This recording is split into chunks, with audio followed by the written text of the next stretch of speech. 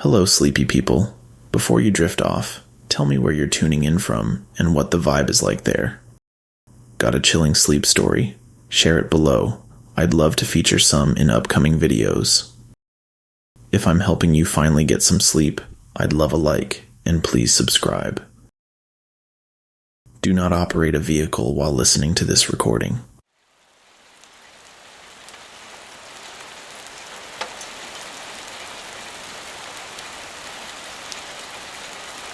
This video has been carefully designed to guide you into sleep. From this moment forward, the screen will fade into black. There will be no interruptions, no ads, no distractions, only a seamless descent into true macabre tales, spoken in a low, measured tone to lull the mind and activate the deeper stages of sleep. Before we begin, prepare yourself. Position your body for absolute stillness. Wrap yourself in warmth, sink into your pillows, and surrender to the quiet pull of the night. Let your limbs grow heavy, your breath slow, your senses dim. Feel the weight of the world dissolve, your thoughts untethered, your consciousness floating. There is nothing left to do now, but listen. Let's begin.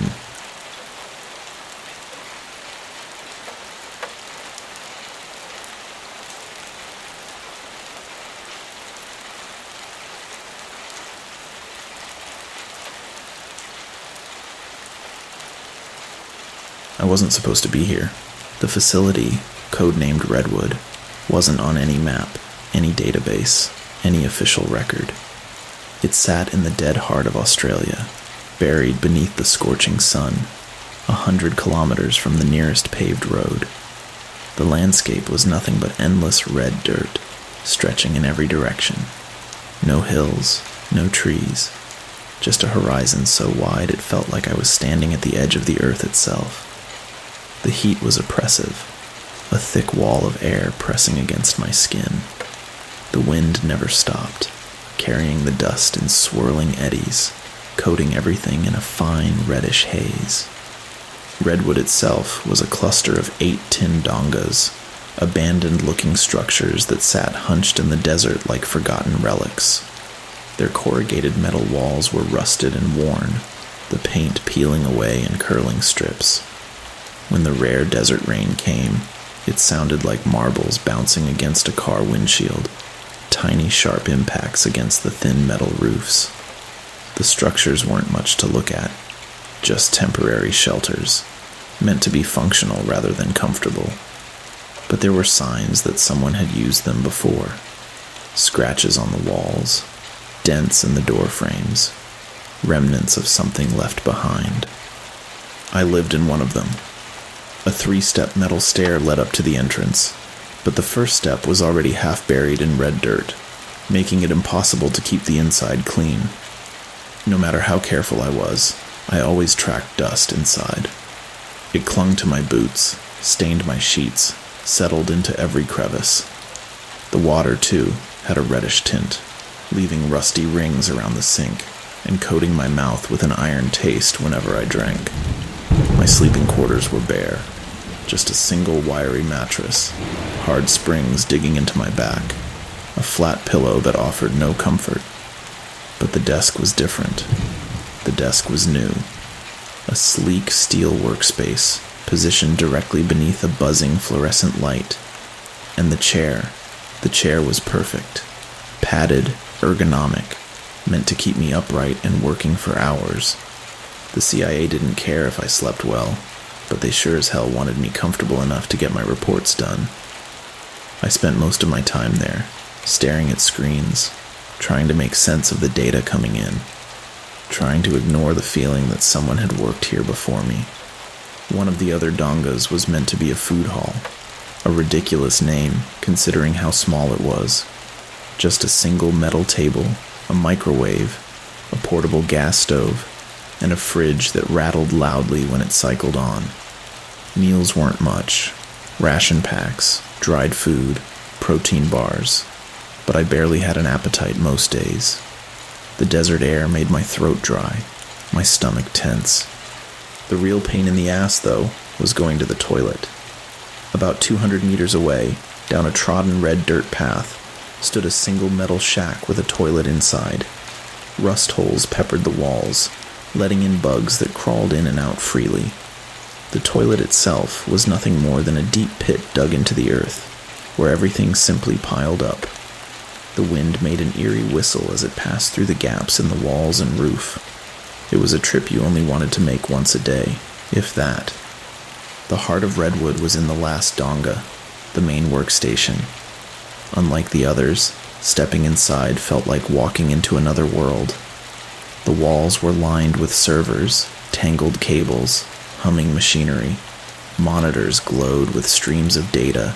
Communications ran through encrypted satellites, connecting me to everything beyond this isolation. It was strange.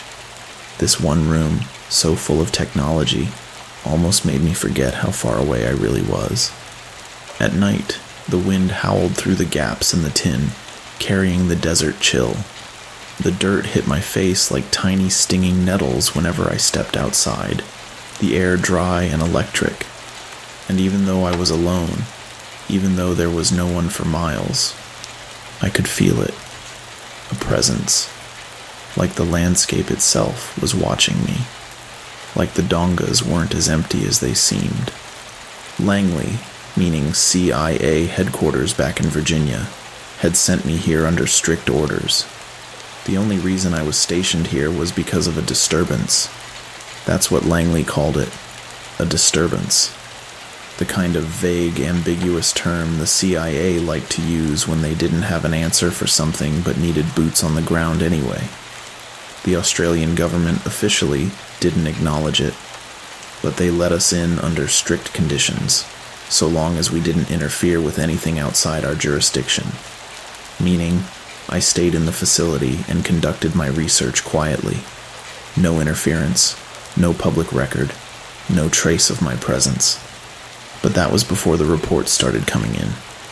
The closest human settlement to me was a tiny, scattered town called Kettle Springs. Population, 120. It was an hour and a half's drive off the main highway stretching from South Australia to Darwin, connected only by a single narrow road. There was no way in or out except that one path, and everyone in town knew exactly who came and went. There were no tourists, no passers-by, just the people who had always been there, and the few who had nowhere else to go. Most of the buildings were relics from the old gold rush, their wooden frames sun-bleached and leaning slightly with age. The people of Kettle Springs were either descendants of the prospectors who had stayed long after the gold ran dry, or strays who had found their way here and never left. It wasn't a town you moved to. It was a place you ended up. The town had only a few essential buildings. A tiny gas station, which also doubled as the local restaurant and grocery store, if you could call it that. A single-room clinic, barely more than a converted house, struggling to keep up with the few medical needs of the town. There was a large communal water tower that supplied the town's reserves, but most houses had their own rainwater tanks, desperately waiting for the next downpour, which hardly ever came. Supplies were delivered once a month. People stocked up and rationed what they had. They made do, because there was no other choice.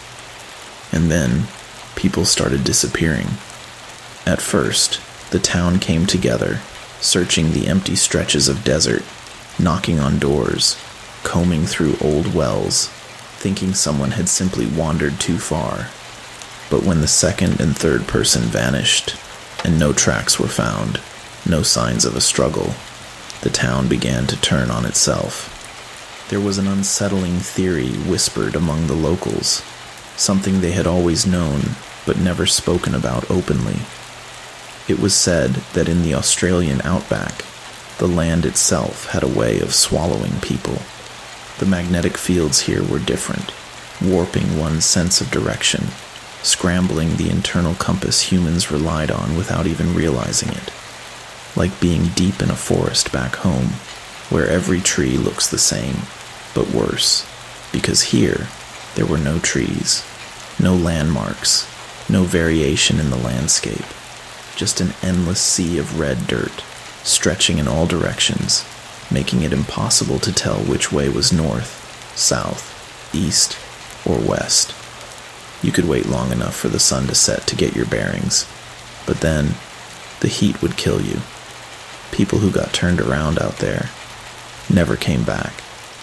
But that didn't explain all the disappearances, and the town knew it, because one of the missing was a hunter. Not just any hunter, but a man whose family had lived in this land for generations. His bloodline was made for the outback. He had never needed a map, never relied on modern navigation. He could walk into the desert for days, track prey across impossible distances, and always find his way home. And yet, he vanished. That was the moment Kettle Springs understood. This wasn't the land. This was something else. Something they didn't have a name for. And now, they weren't just wondering who among them might be next. They were wondering if the missing were truly gone, or if they were still out there, lost in a place that couldn't be found. Because if it wasn't an outsider, if no one had come into town unseen, then that meant one thing. It was one of them. They started looking at each other differently, locking their doors at night, something they had never needed to do before. Conversations grew strained. Who was hiding something? Who was next? But then something happened an insider couldn't have been responsible for. The town's only doctor started reporting strange failures in their equipment. Blood pressure monitors would spike wildly, then flatline. Thermometers read temperatures far too low to be possible, then suddenly corrected themselves. EKGs would glitch, tracing erratic heartbeats in patterns that didn't make sense, then returning to normal as if nothing had happened. Even simple battery-powered devices, pulse oximeters, handheld radios, began to fail unpredictably, flickering and shorting out. It was as if something unseen was interfering with every attempt to measure life itself. And then there were the patients, the ones who didn't disappear but changed. People woke up in catatonic states, completely unresponsive, eyes open, breathing steady, but they weren't there anymore. Just vacant, hollow bodies. No signs of trauma, no medical reason for it, and none of them ever recovered. They just sat there. But I saw something I was never meant to see. One night, as I was combing through encrypted transmissions, a classified document slipped through the filters, a report I wasn't supposed to have access to. I hesitated, fingers hovering over the keyboard. Then, curiosity got the better of me. I clicked. It was a photo. A picture of one of the catatonic victims. The moment my eyes landed on it, something deep inside me recoiled. It wasn't just an empty stare. It was wrong. Their faces, warped, stretched, the skin pulled too tight over the skull, as if something had tried to pull the expressions away, leaving behind only remnants of human emotion. Their eyes weren't just empty. They were disturbing, not staring, but looking, not at me, through me, as if they recognized something in me I didn't yet understand. The stillness of their features felt unnatural, frozen mid-thought, mid-realization. The mouth hung open, slack, but the lips were twisted, frozen mid-scream. A final understanding, caught in time. It was as though they had seen something so incomprehensible that their minds simply stopped. I slammed my laptop shut, my breath ragged. The image burned into my mind, refusing to fade. I sat there in silence, the low hum of the workstation pressing in around me. I wasn't supposed to have seen that document. It had slipped through by mistake, leaked through the encrypted files meant to keep even me out. And now I knew. Something wasn't just happening in Kettle Springs. It was happening here too. And I had been sent to find out what. Or maybe I had been sent because I already knew. And then, in the silence of my donga, I realized something. The photo. The background was familiar. It had been taken at Redwood. It had been taken in this building. Something wasn't just happening in Kettle Springs. It was happening here too, and I had been sent to find out what. I started experiencing something strange on my own by the second week. At first, it was small. The air in the dongas felt thicker, heavier, like I was constantly standing in the eye of a storm that had yet to break. Then came the sounds. I knew every creak, every groan of the tin walls, but some nights I'd hear something different. The sound of footsteps, slow, deliberate, just outside my door. I'd hold my breath, straining to hear, but the moment I moved, the sound would stop. I told myself it was the wind. It had to be the wind. But the next morning, there were tracks in the dirt, tracks that led to my door, but never away from it. Then, on the fourth night, I heard it. A voice. It came through my radio headset, just for a second, a whisper beneath the static. It said my name. Then, more softly, "Why did you come back?" I didn't remember ever being here before. I froze. My throat went dry. I was alone. No one should have access to my frequency. I shut off the radio, sat in silence, but deep in my gut, I knew. The radio wasn't the only thing listening. It started small, a misplaced object, a chair slightly turned when I knew I hadn't moved it. The radio, shutting off and turning back on in the middle of the night, static crackling through the room as if someone was trying to speak through it. Then, I found the first note, scrawled hastily on the back of a supply checklist. The handwriting was mine, but I had no memory of writing it. "Leave now, before it knows you came back." I stared at the note for a long time, the ink smudged from what looked like sweat. My own? The words looked rushed, as if I had written them in panic. But I didn't remember. The next night I woke up gasping for air, the feeling of something pressing down on my chest, something heavy, something invisible. I thrashed, blinking into the darkness. The weight lifted, but the room felt wrong. And then I noticed the footprints, not mine, in the red dust by the door, leading in, but not out. I locked myself in the workstation for hours after that, telling myself I was imagining things, telling myself there was a logical explanation. But the tension was growing, wrapping itself around me like a second skin. I started seeing shapes at the edges of my vision, shadows that moved when I wasn't looking directly at them, flickers of something outside the window of the donga, just beyond the glow of the floodlights. Then, the dirt outside began to shift, not from the wind, not from the usual desert currents. No, this was something else. Something was crawling beneath the surface. I pressed my hand against the glass, breath fogging the surface, as I watched the ground ripple. It was slow, deliberate, as if something just below the dirt was breathing. That night, I checked my supply logs, my reports to Langley, the dates. Something wasn't right. The days weren't adding up. The timestamps on my reports were wrong, as if I had been here longer than I remembered, as if I had always been here. I wasn't sure if I was still alone anymore. I had to find out what was happening to me.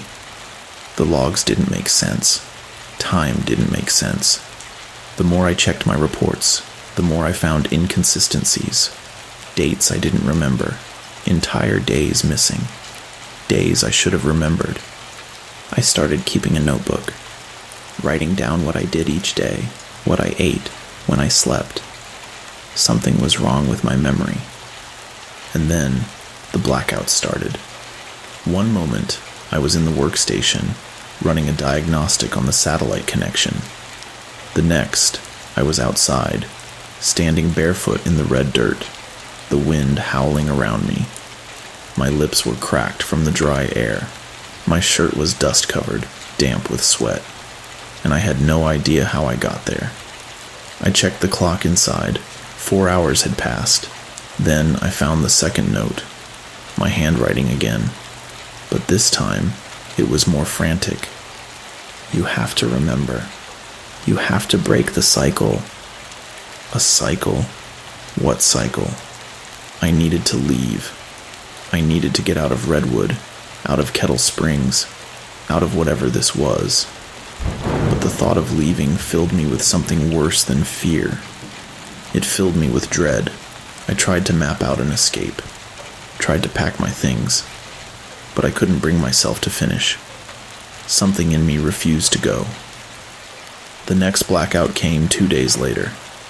This time I woke up in one of the other dongas, a donga that I never used, that no one used. The door was locked from the inside.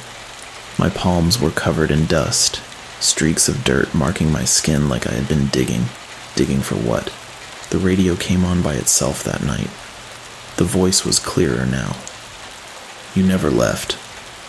I grabbed my things. I was done. I was leaving. But as I stepped outside, something stopped me dead in my tracks. The dirt outside my door had shifted. No, it had parted. There, in the deep red sand, a staircase led down beneath Redwood. I knew then, this place was never what it seemed. I had to go down. I had to see what was underneath, even if it meant remembering what I had been trying so hard to forget.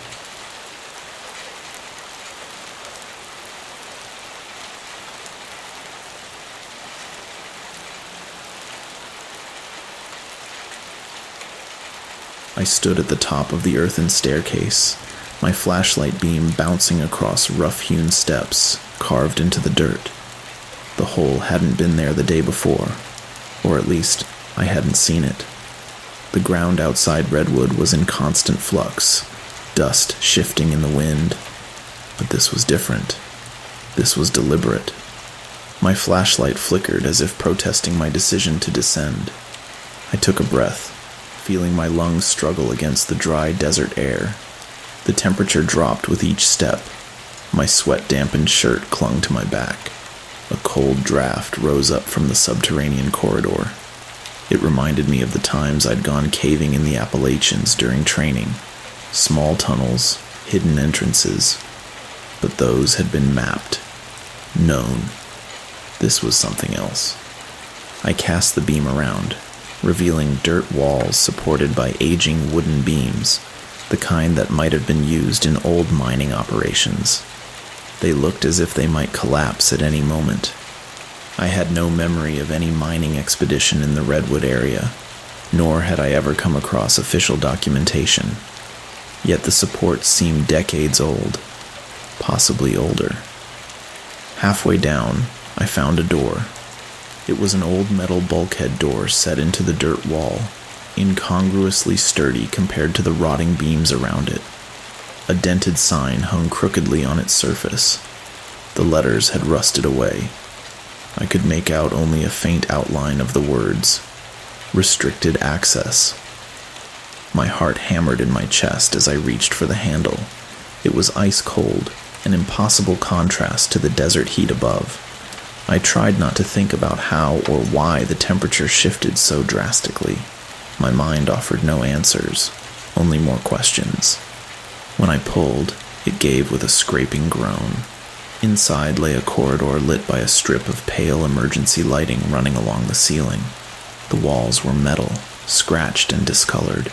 It felt claustrophobic, the air stale and tinged with a chemical odor I couldn't place. Perhaps old cleaning agents or machine coolant. I took a cautious step inside. It reminded me of the redwood workstation above, only older, more primitive. Instead of modern servers, I saw archaic computer terminals lining the walls, their bulky frames covered in dust. My flashlight flicked over a rusted plaque. Project Redwood, Phase 1. Establishment 19-. The final digits were scratched away. I brushed away cobwebs, trying to see more. My mind raced. Project Redwood? I had known Redwood as only a forward surveillance station, an advanced outpost for the CIA or some black-budget entity. But this plaque suggested an older origin, predating the official CIA presence. Could Redwood have been built atop something else? Each step brought me deeper into the corridor. Doors branched off on either side, some slightly ajar, others locked tight. I tried one door. It opened into a small room with a single cot, a metal nightstand, and a flickering fluorescent tube overhead. It looked like a barracks, but the blanket on the cot was half pulled back, as if someone had recently risen from sleep. Dust motes danced in the light, giving the space a surreal quality. No footprints on the floor, no sign of a person, yet it looked lived in. I backed out, heart thudding in my ears, and continued down the corridor. Then I heard it, a whisper. It echoed faintly, as though it traveled from a great distance. I couldn't decipher words, only a soft, urgent hiss that raised the hairs on my arms. My first instinct was to retreat, to get back up the stairs and pretend I'd never seen them. But something compelled me forward, a feeling that I needed to keep going. I turned a corner and came face to face with a door labeled Research Lab. The handle felt cold, like steel left in a freezer. Inside was a scene that made my stomach drop. Tables and shelves lined the walls, piled high with manila folders, old lab equipment, glass beakers coated with dust. A single overhead light flickered sporadically, illuminating a metal gurney at the center of the room. Straps dangled from its sides, the leather rotted and flaking. Dark stains spotted the surface, impossible to identify, but disturbingly suggestive of old blood. I approached slowly.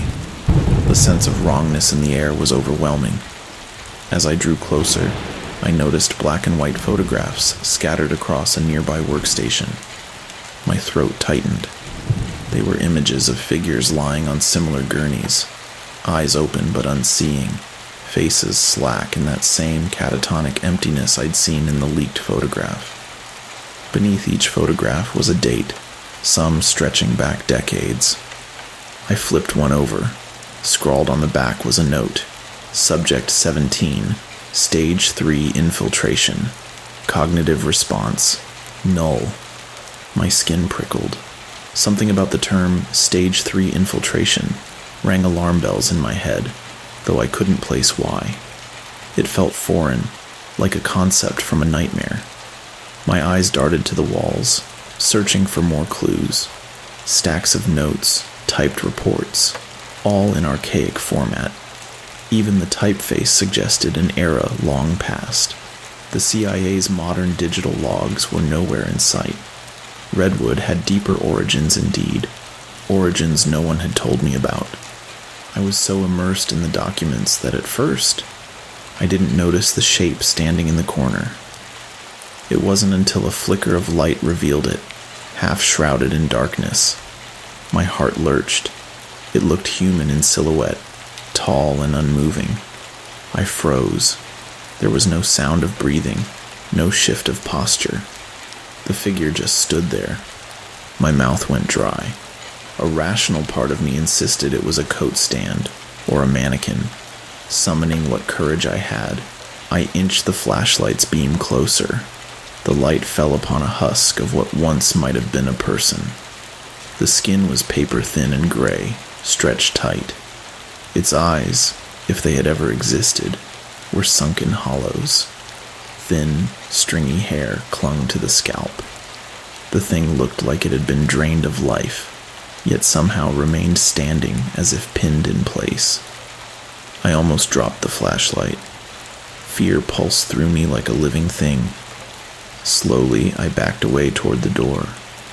As I did, the corner figure tipped, its body dislodged from some unseen support, collapsing with a brittle crack onto the floor. Dust rose in a cloud, the old bones splintering under the sudden impact. That was enough to break my paralysis. I fled the lab, heart pounding. The corridor seemed to stretch infinitely as I ran. I passed the bunk room, a locked door labeled Armory, another labeled Communications. My mind screamed to leave, to get out, to return to the surface. And that's what I did. I tore back down the hallway, reaching the metal bulkhead door, and raced up the stairs 2 at a time. When I burst into the open air, the desert sun blinded me. I gasped for breath as though I'd been underwater. Somehow, hours had passed. The sun was nearly at the zenith, heat radiating off the dirt. I collapsed to my knees, letting the scorching wind lash my face. Only then did I look behind me. The staircase in the sand was gone. Perfectly flat desert stretched behind Redwood, as though no hole had ever existed.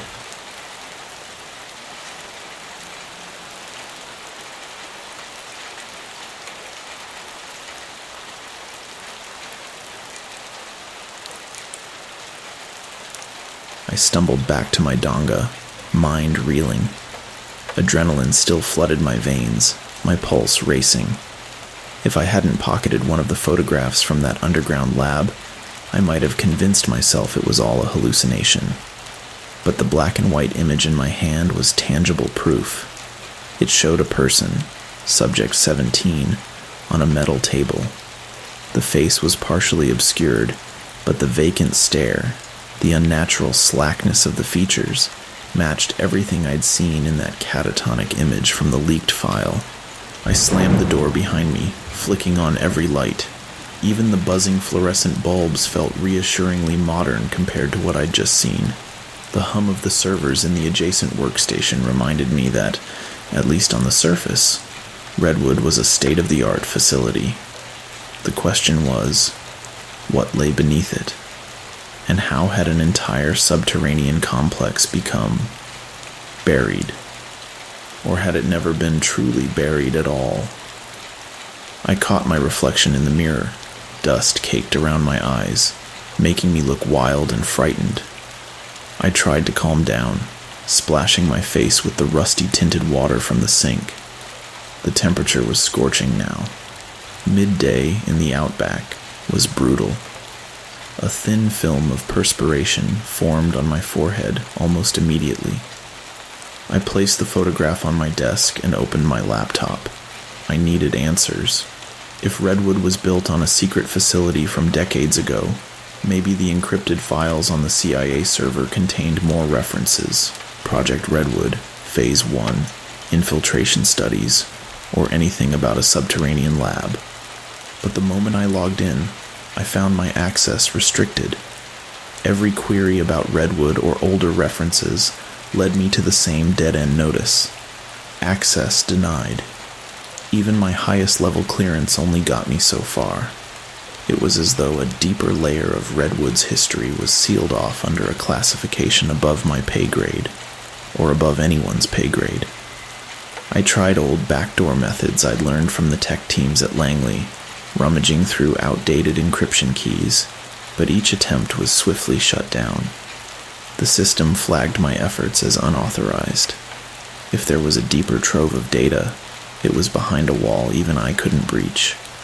A wave of helpless anger washed over me, fueling the sense that I was being toyed with. Why send me here if they wouldn't let me see the full picture? Frustrated, I turned my attention to the local logs. Redwood servers automatically archived environmental readings from the area. Temperature, humidity, geologic activity, magnetic fluctuations, designed to gather intel that might detect clandestine operations in remote territories. Perhaps I could find something in those archives correlating with the phenomenon in Kettle Springs or the underground lab. That's when I noticed a series of irregular spikes in the electromagnetic readings from the last few nights. At roughly 2:14 a.m., each night for 3 consecutive nights, a massive surge occurred. Each surge lasted exactly 45 seconds. The readouts looked like a wave building to a crest, then abruptly dropping off to normal levels. No external explanation, no storms, no cosmic events, no known satellites passing overhead. I cross-referenced the spike times with my own notes. 2 nights ago, I'd awakened from a blackout around 2:30 a.m., disoriented.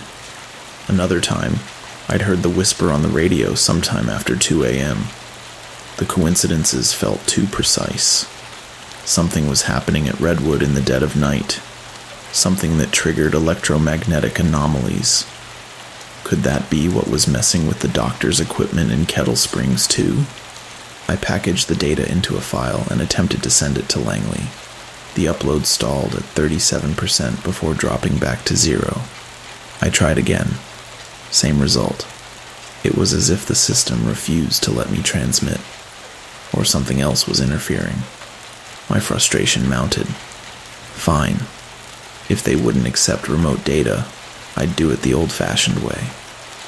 I rummaged through the supply closet in my donga, searching for an external drive or portable storage device. All I found were small flash drives with restricted capacity for minimal data transfer. They were typically used to shuttle logs from Redwood to local CIA outposts. I grabbed one, copied the electromagnetic data to it, and slipped it into my pocket. A sudden wave of nausea hit me. My vision blurred for a split second, the edges turning dark. I leaned against the desk, trying to steady myself. Another blackout? I fought to remain conscious. Gradually, the dizziness passed, leaving a slick film of sweat on my skin. I needed fresh air. My mind reeled at the irony. Fresh air in the desert. Still, stepping outside seemed like the lesser evil compared to fighting my own swirling thoughts in here. Outside, the sun was still high, the wind relentless.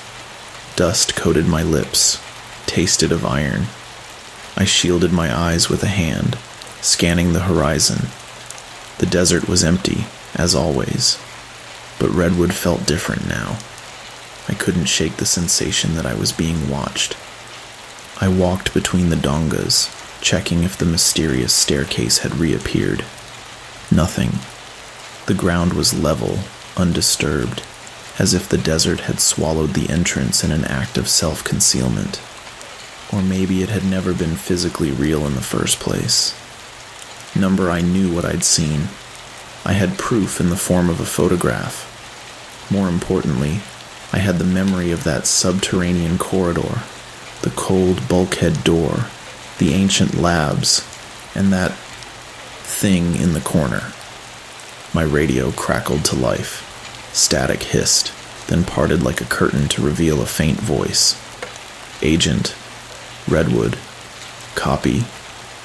I snatched the device from my belt, heart pounding. "This is Redwood," I said, "receiving you faintly."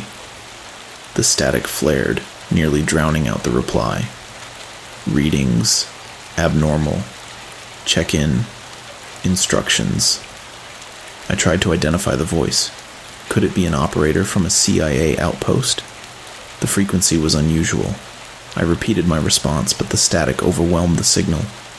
Then I heard a click, and it went dead. Silence. I tried to re-establish contact, but the radio showed no inbound transmissions. Could the outpost have tried to warn me about the electromagnetic surges? Or was it another glitch? Or worse, another voice not from any official source at all? Needing more vantage, I decided to climb to the roof of the main workstation donga. There was a small ladder affixed to its side for maintenance. Up top, the solar panels sat caked in dust, doing their best to suck energy from the punishing sun. From that higher vantage, Redwood looked more forlorn than ever. The 8 tin dongas formed a rough rectangle, each one battered by the endless desert wind. Beyond that, a sea of red dirt and shimmering heat mirages extended to the horizon. I lifted my binoculars. In the distance to the southeast, a faint shimmer indicated the direction of Kettle Springs, though it was too far to see any actual structures. My mind drifted to the missing people, the catatonic patients.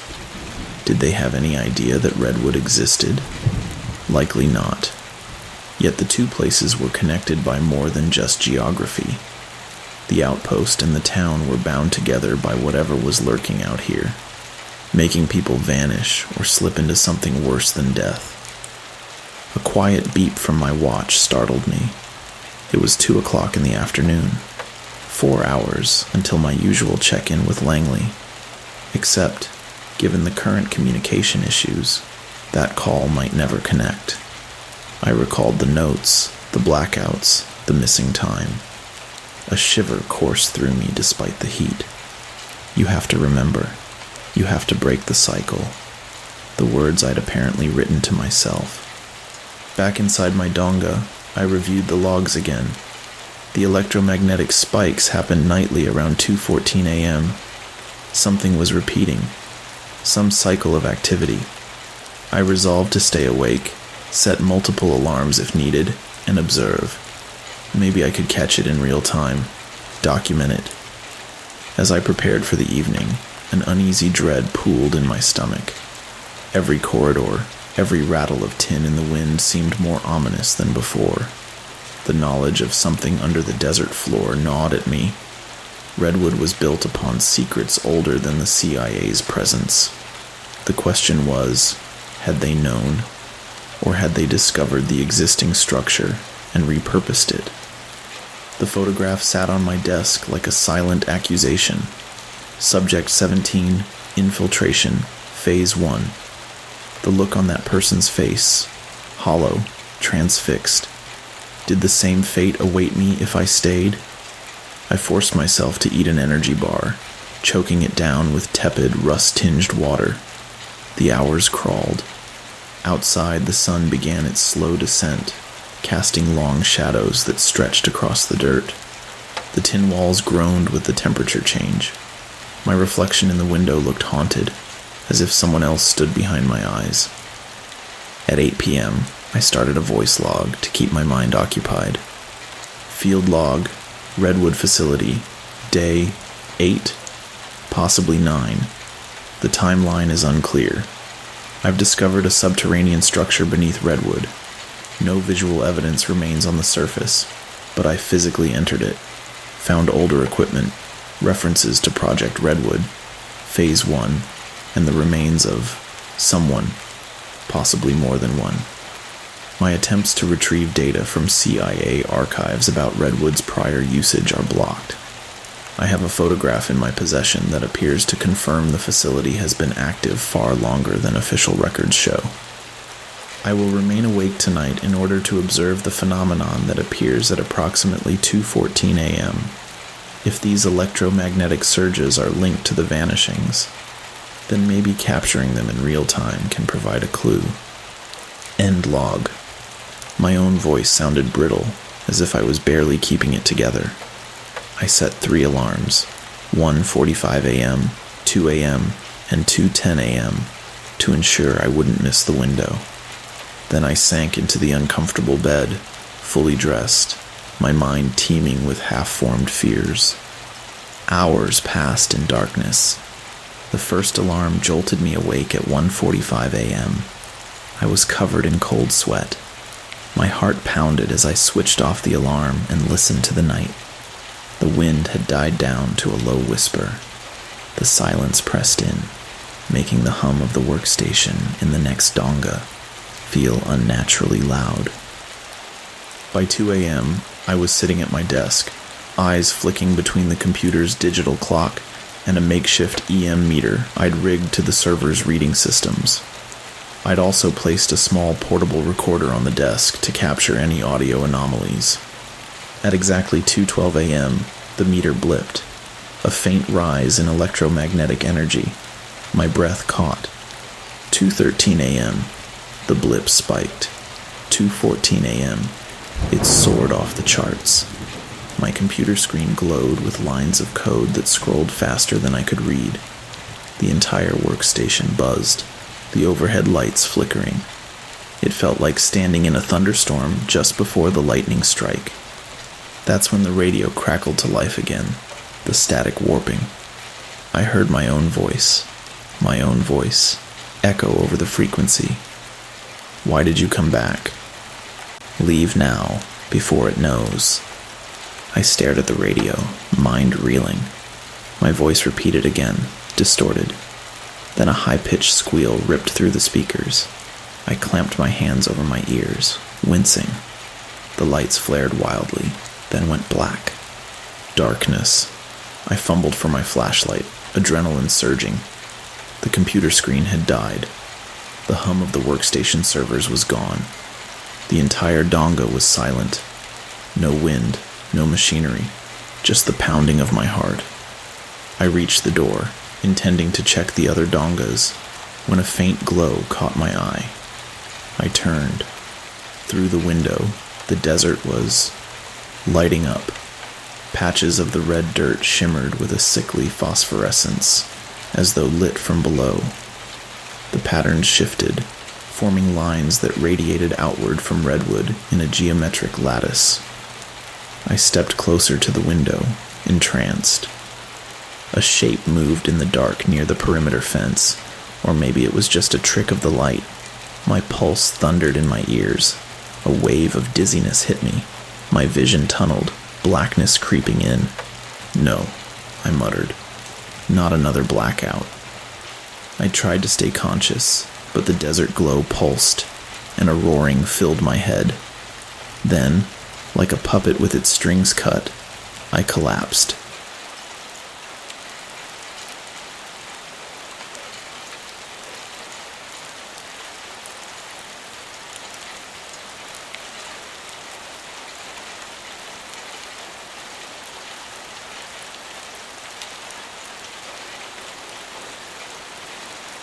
I woke up on the ground outside, my cheek pressed against the warm dirt. Dawn was breaking, a pale light creeping over the horizon. My body ached all over, as if I'd been dragged across the desert. Dust coated my skin, and I could taste copper in my mouth. I pushed myself upright. My heart dropped at the sight of footprints. My footprints, weaving away from Redwood's main workstation donga and out into the desert. They formed a meandering path, as if I'd walked in circles. Or was I alone? There were other footprints, too. They overlapped mine at intervals, sometimes in parallel, sometimes diverging. Distinct footprints, shaped like a bare human foot but elongated, with a stride longer than mine. They vanished into the distance, directionless. I tried to follow them with my eyes, but the glare of the rising sun forced me to squint. My head throbbed. I remembered the EM spike, the radio mimicry of my own voice, the glow in the dirt. Then, nothing. Another chunk of time lost. Cautiously, I retraced my steps back to Redwood. The facility's power seemed partially restored, at least in the daylight. The solar panels likely kicked in, recharging some systems. The workstation donga was a wreck.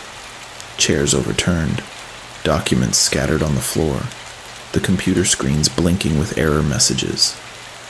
I flicked the server's main switch. No response. My laptop battery was drained, and the cord seemed fried. Burn marks arced around the plug, as if a mini-surge had overloaded the system. I felt a stab of panic. All my data. That's when I remembered the flash drive in my pocket. I fished it out, relief flooding me to see it intact. If I could find a working laptop or a local facility that had stable power, I might still salvage the EM data. But Redwood was compromised. I stepped outside to examine the generator shed behind the main workstation. Sure enough, the backup generator was utterly dead, an acrid smell of burnt wiring in the air. Something had caused a massive power surge, likely the same event I'd been trying to record. I cursed under my breath. The CIA had to be aware of these anomalies by now. Maybe they wanted me to experience it firsthand. Maybe they were waiting to see how I'd react. Despite my weariness, I decided to investigate the footprints leading away from Redwood. If there was another presence out here, I needed to see where it had gone. Grabbing my canteen, my radio, and a handheld GPS, which flickered ominously but still displayed coordinates, I set off into the desert. The morning heat was already building. My boots sank slightly into the dusty ground with every step, leaving clear tracks. I followed the odd footprints for about an hour, weaving through low dunes and scattered rocks. The footprints seemed to vanish and reappear, as if the maker had sometimes walked above the surface and sometimes below it. That made no sense.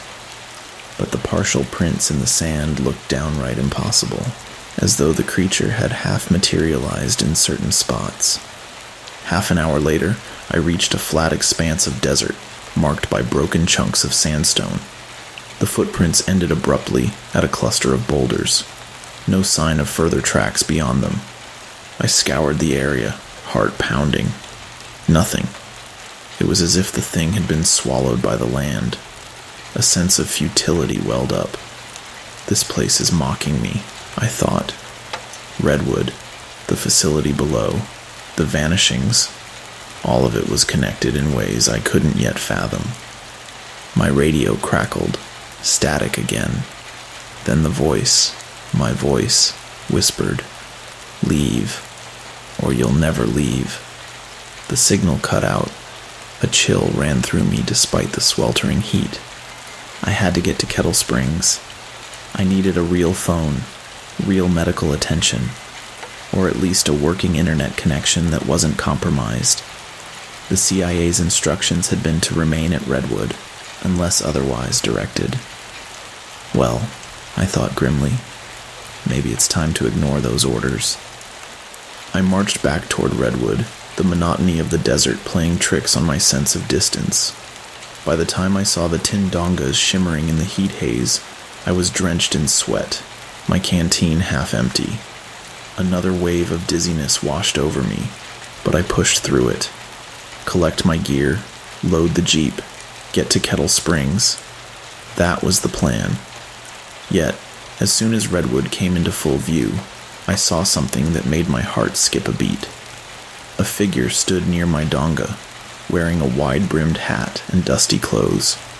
From a distance, it looked like a local, perhaps an aboriginal stockman or a bush traveler. But how had they gotten here without a vehicle? And why? I approached cautiously, calling out, "Hey, what are you doing here?" The figure turned slowly. My hand went to the sidearm at my hip, a standard CIA issue pistol I'd rarely needed out here. As I got closer, I realized it was an older man, deeply tanned skin, eyes sunken and surrounded by wrinkles. He wore a weather-beaten jacket and carried a canvas satchel over his shoulder. "Didn't expect to see anyone," he said in a low voice.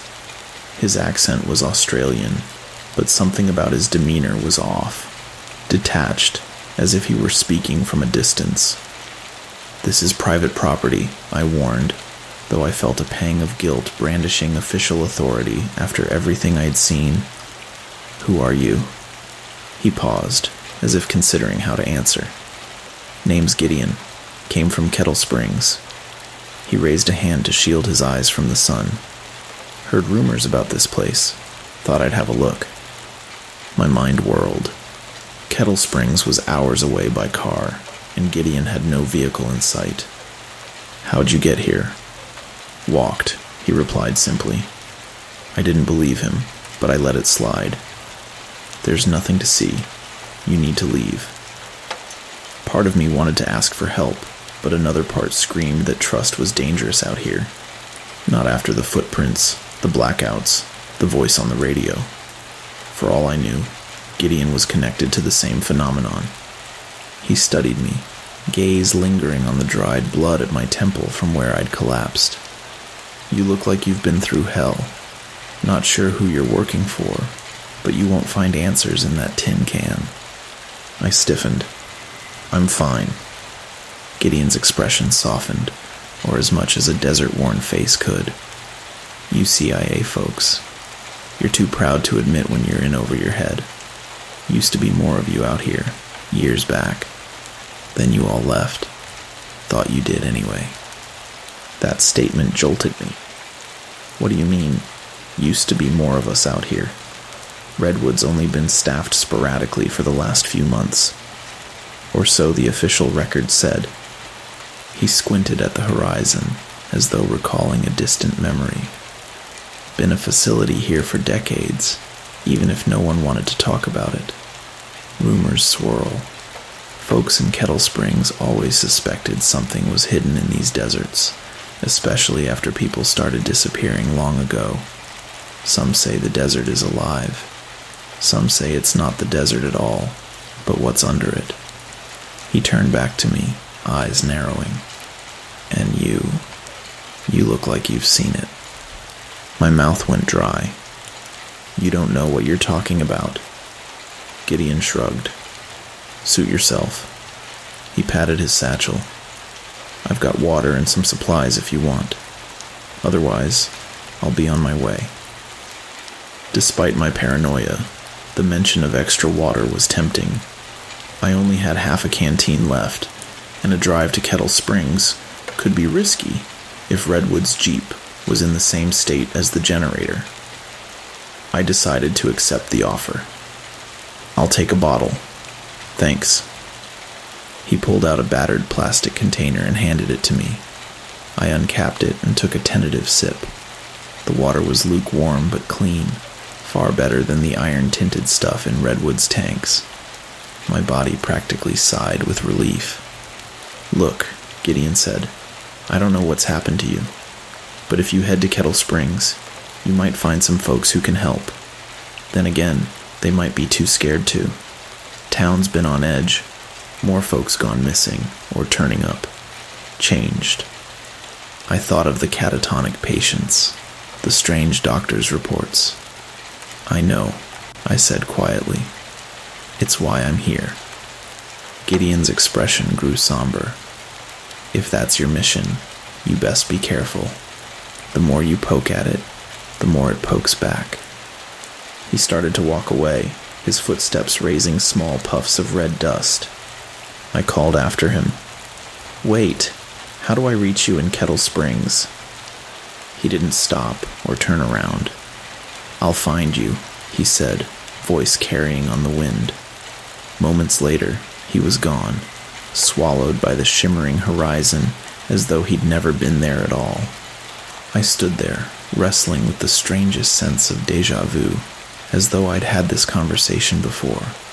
The dryness in my throat reminded me to drink more.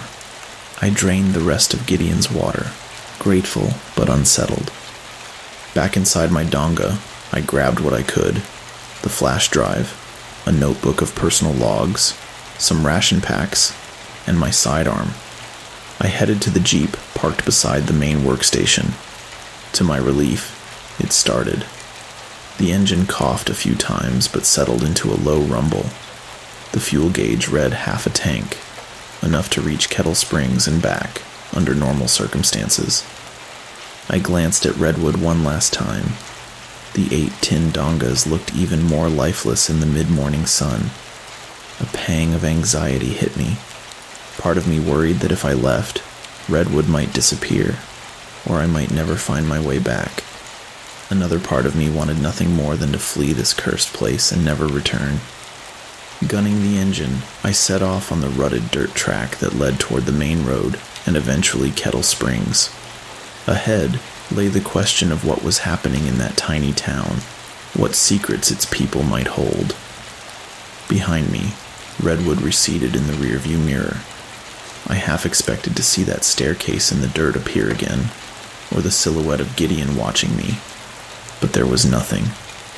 Just the desert, stretching endlessly, quiet and ancient.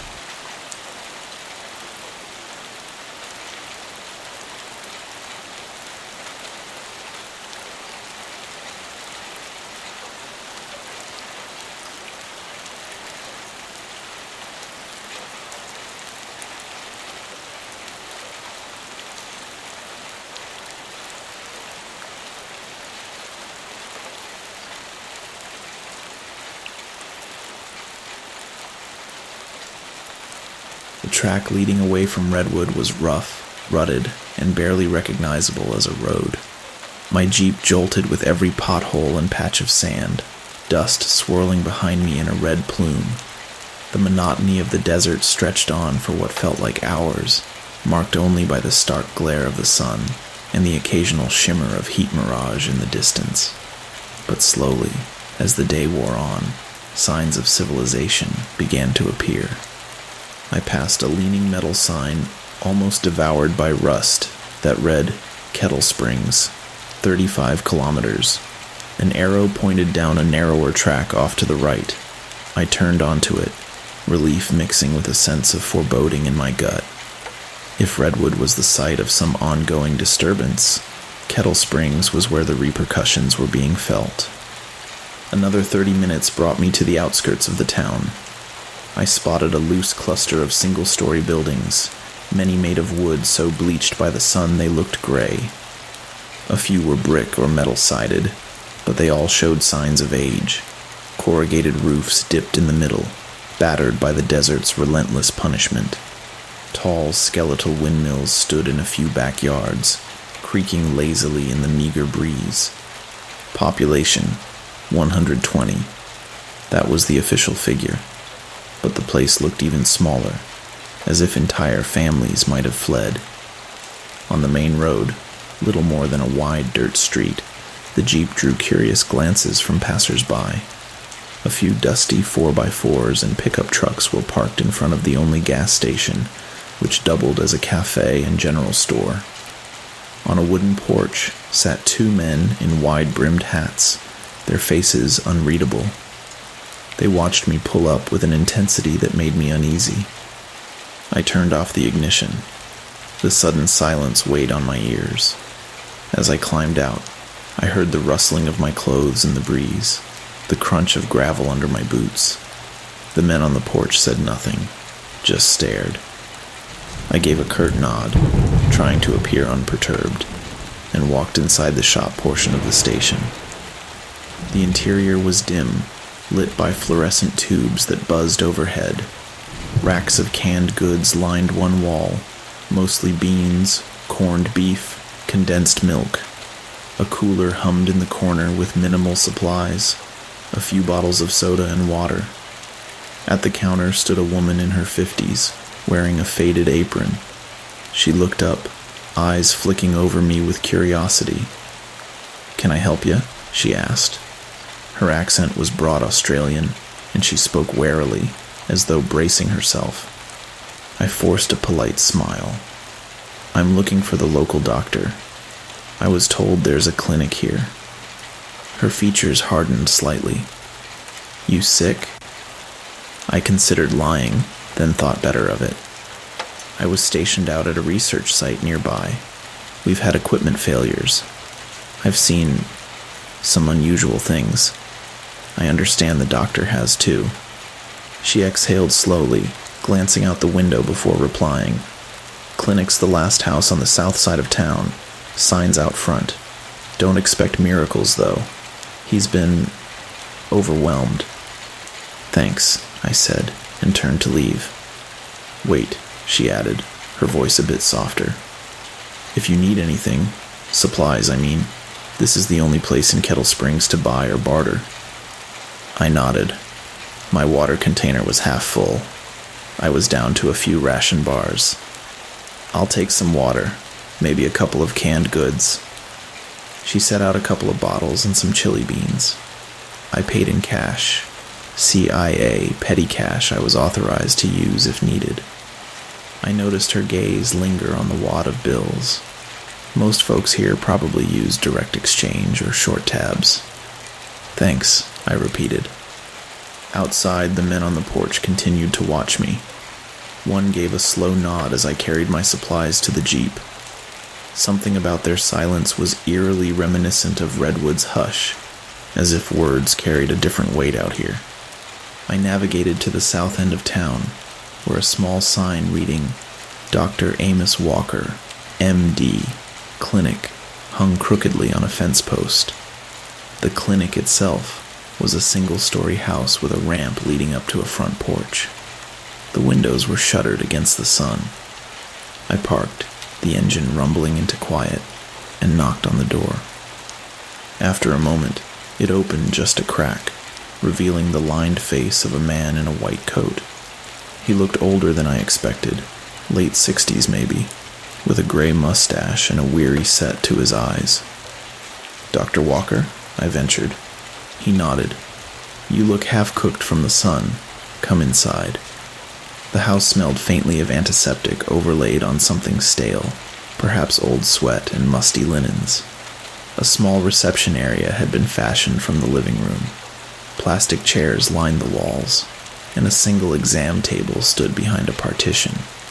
Papers and folders cluttered the surfaces. A door to a back room hung ajar. I glimpsed medical equipment and heard the hum of an AC window unit that barely cooled the air. "You're from that CIA outpost," Walker said bluntly, motioning for me to sit in one of the chairs. "Word gets around." I hesitated. "Yes, I'm with the agency. Redwood facility. No point denying it in a town this small." Walker sighed, running a hand over his face. "I was wondering when someone would finally show up. But they sent just one? Are you alone out there?" "Seems so," I replied, dryness in my voice. "Look, I'm trying to figure out what's happening. The vanishings, the catatonic patients. There's some sort of electromagnetic anomaly tied to Redwood.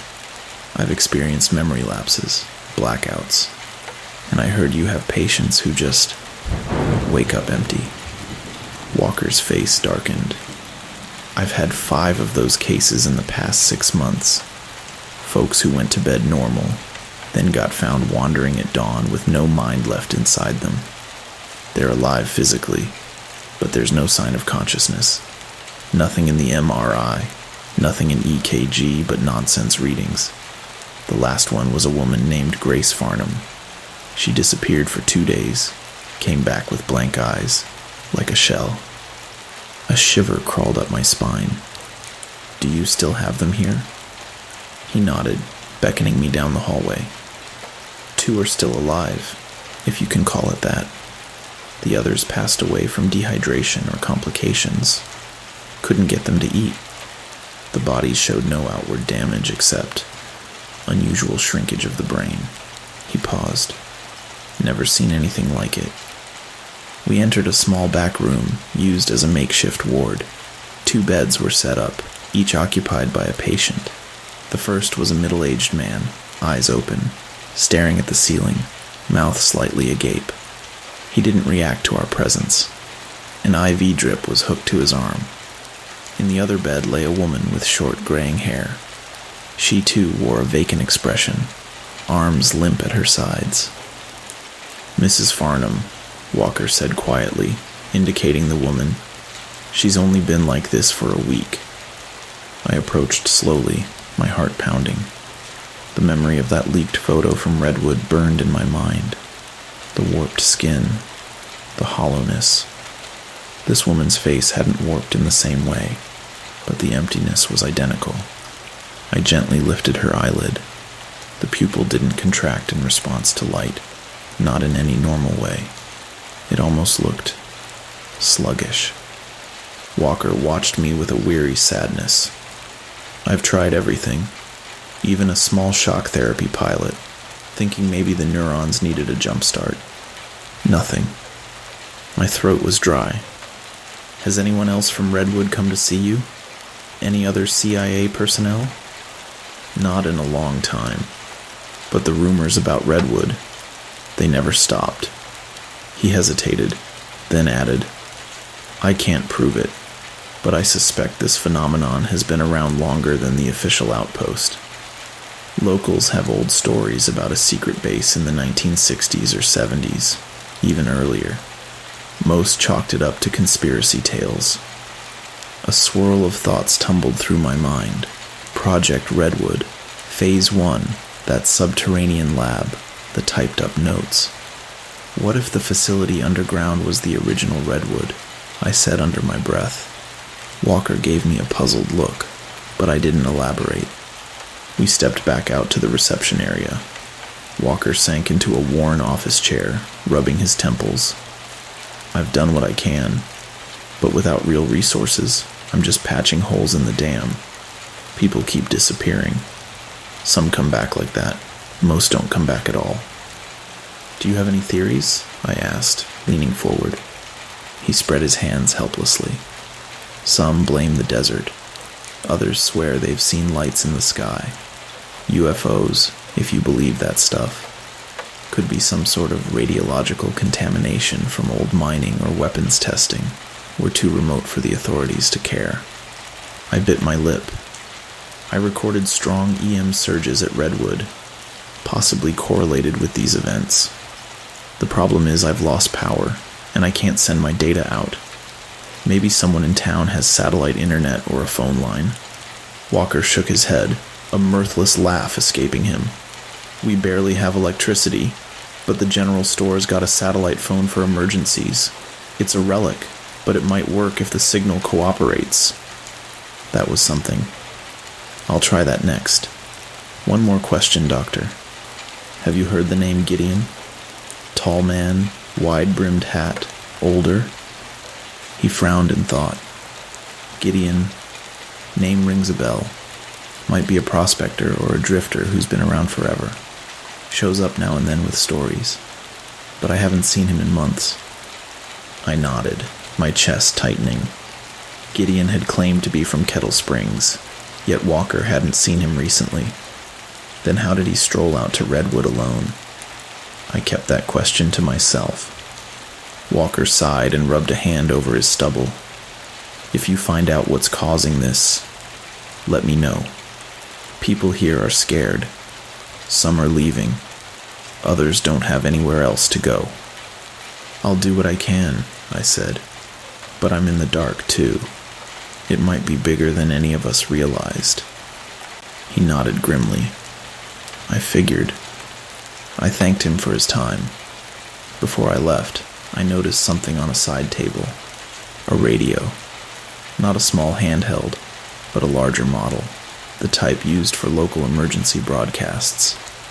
Walker followed my gaze. Hasn't worked right in weeks. Gets only static. Once in a while I hear voices, but they're distorted, repetitive, like an echo. An echo of what? Walker's eyes held a glimmer of fear. Voices we already know. A chill crawled up my spine. I muttered a goodbye and headed back outside. The midday heat slammed into me. As I stood on the porch, I noticed a flicker of movement across the street. A figure quickly darted behind a building. Paranoia surged. Was I being followed? I climbed into my Jeep, trying to keep my thoughts organized. Redwood had hidden an older, deeper facility. People vanished or returned catatonic in Kettle Springs. The electromagnetic surges correlated with both. The question was, what exactly was happening? There was only one place to go next. The general store's satellite phone. Maybe I could call the CIA directly, bypassing Redwood's compromised systems.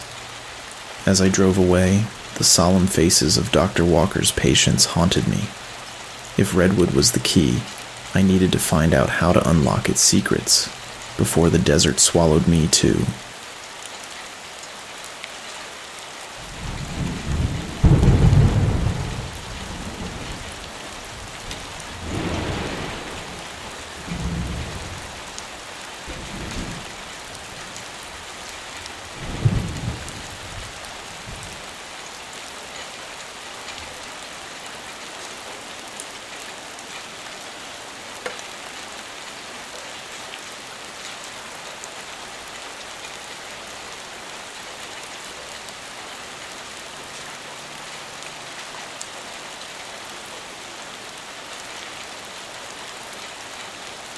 Back at the main road, the general store/gas station bustled with a handful of locals refueling their trucks or chatting under the awning.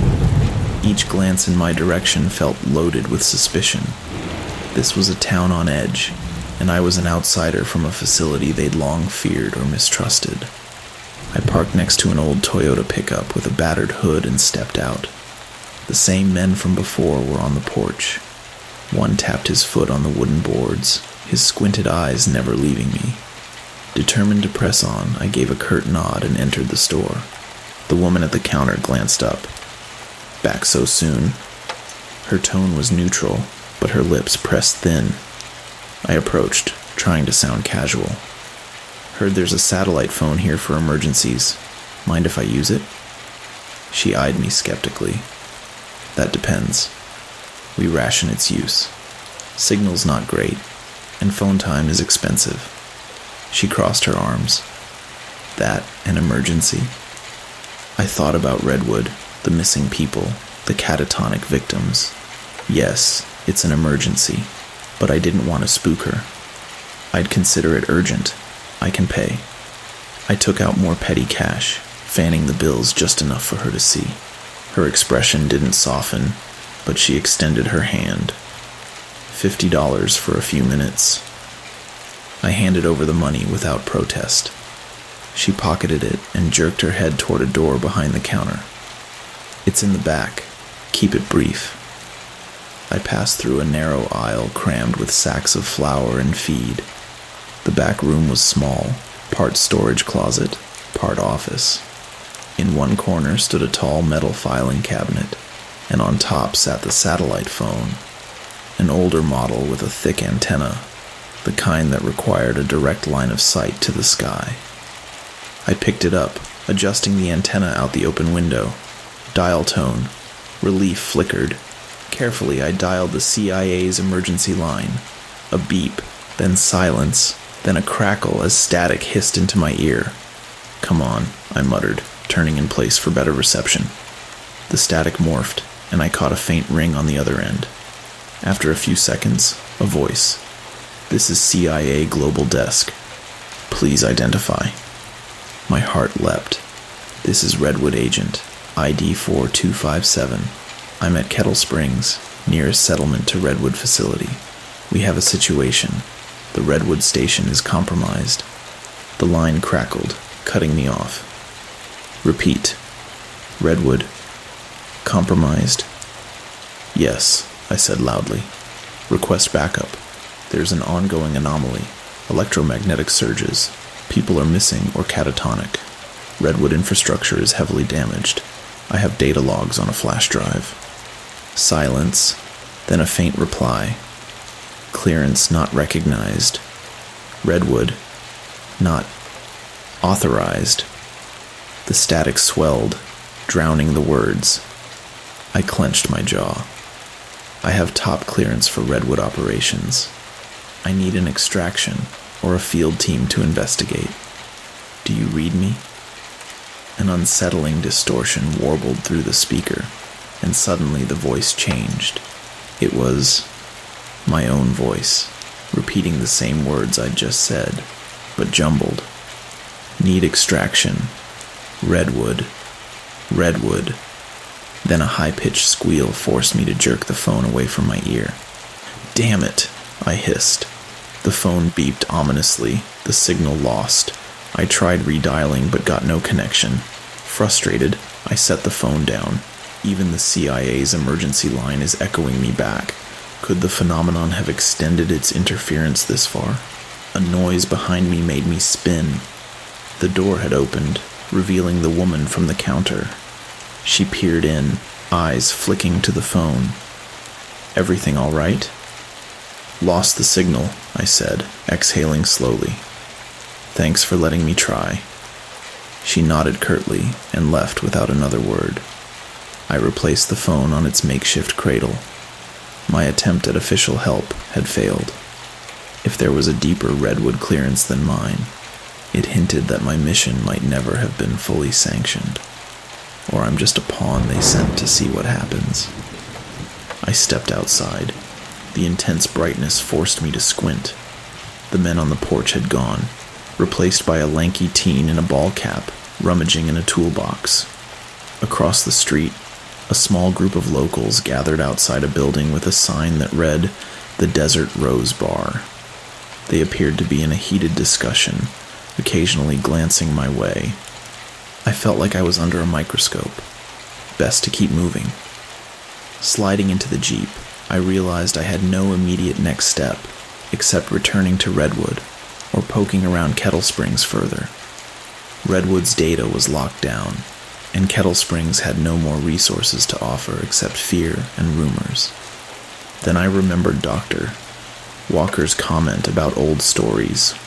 Locals might have passed them down, stories of a hidden base, or vanishings that predated the current crisis. The town might have a library or historical society. However small, maybe they kept records.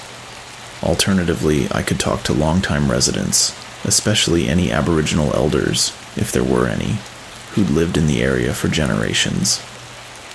I decided to stop at the Desert Rose Bar. Bars were hubs of information in small towns, especially during midday when patrons might gather to escape the heat. If I wanted local history, I could start by asking the bartender or a few regulars. The Jeep rattled as I parked beside a battered Land Rover. The Desert Rose was a low-slung building of sun-worn wood, a corrugated iron roof providing meager shade. A battered sign bearing a faded rose design swung over the entrance. The faint sound of clinking glasses and subdued conversation drifted out. Inside it was dim and cooler, courtesy of a giant ceiling fan lazily spinning overhead. A row of stools lined the bar, and a handful of tables were occupied by locals nursing drinks. As I entered, conversations paused, and heads turned. I offered a quick nod, then approached the bar. The bartender was a stocky woman with silver hair tied back in a ponytail. Her name tag read, Marie. She eyed me with a mixture of curiosity and caution. "We don't get new faces often," she said in a voice gruff from years of desert living. "Just passing through," I lied. "Wanted to cool off and maybe ask a question or two." She shrugged, wiping a glass. "Long as you pay for your drink, you can talk all you like." I asked for a water, ice cold if possible, and she vanished into a back room. I sensed eyes on me from a nearby table. A man in a grimy cowboy hat and a woman in a flannel shirt were whispering, occasionally glancing in my direction. In the corner, two older men sat silently, hats pulled low. Marie returned with a slightly chilled bottle of water and slapped it on the bar. $4. I placed a 5 on the counter. "Thanks. Keep the change." Taking a slow sip, I felt the coolness trickle down my parched throat. "I'm looking for information on anything that happened around here decades ago. Strange disappearances, secret bases, that kind of thing." She arched an eyebrow. "You from Redwood?" A hush fell over the bar. I weighed my response. "I've heard the rumors, trying to see if there's a connection to the recent vanishings in town."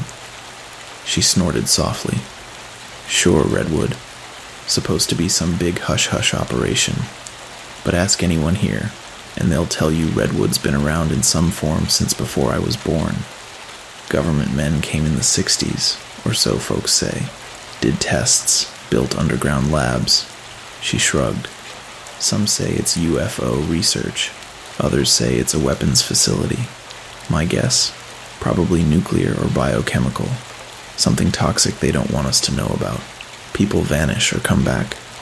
Wrong." Her words quickened my pulse. "Come back wrong how?" She gestured vaguely. "You know, like they've seen something they can't unsee. Or they're empty up here." She tapped her temple. "Has that always happened?" I pressed. "Even back then?" One of the older men in the corner spoke up, voice rough as sandpaper. "Back then, they called it the hush. Folks would wander off, come back not talking, not responding. Many never came back at all." He tilted his head. "Some said the desert was haunted. Others said Redwood was messing with forces we don't understand." A prickle of unease crawled across my scalp. This lined up too well with the catatonic patience. Anyone ever figure out what Redwood was doing? The man shrugged. Government men took their notes, hush hush. Then they left. Town folks were left with rumors and nightmares. Marie crossed her arms, regarding me with a critical eye. This the part where you tell us it's all under control? I exhaled, staring into my water bottle. I'm afraid it's not that simple. She snorted again, returning to wipe down the bar. Didn't think so. I could feel the weight of everyone's stares. They wanted answers. I had none. Finishing my drink, I stood and thanked her, leaving a few extra bills on the bar. Outside, the heat slapped me in the face. The day was waning, the desert sun sliding lower. I glanced around, trying to decide my next move. That's when I caught a glimpse of motion down the street. A dusty figure in a wide-brimmed hat, just ducking behind a weathered house. Gideon? I jogged after him, crossing the dusty street. By the time I reached the side of the building, no one was there. Just an empty yard, a couple of abandoned cars, and a lonesome windmill. My shoulders sank. The sense of being watched returned, stronger than ever. With no better leads, I headed back to the Jeep and started the engine. My best guess was that Redwood's secrets lay underground, where I'd caught that terrifying glimpse of decades-old labs. If Redwood was truly compromised, I'd need to investigate the subterranean structure again. This time, I'd bring extra lights, and I'd be prepared. Yet the memory of how the desert seemed to swallow that staircase churned my stomach. Could it appear again on its own? Or had I missed some hidden hatch or entrance? Another option. I might attempt a ground-penetrating radar scan, if Redwood's equipment was still functional. But the generator was fried. As I drove out of Kettle Springs, the sky reddened with dusk. Shadows lengthened. The desert wind picked up, carrying an ominous hush. Part of me wanted to keep driving, straight to the nearest major city. But some invisible tether pulled me back to Redwood, as though the place itself demanded my return. Gripping the wheel, I tried not to think about Dr. Walker's catatonic patients, or the rumors that Redwood had been claiming mines for decades. What if I was next? What if I was already too far gone to escape? Shoving down my fear, I pressed the accelerator, resolved to face Redwood one more time, no matter what nightmares waited beneath the sand.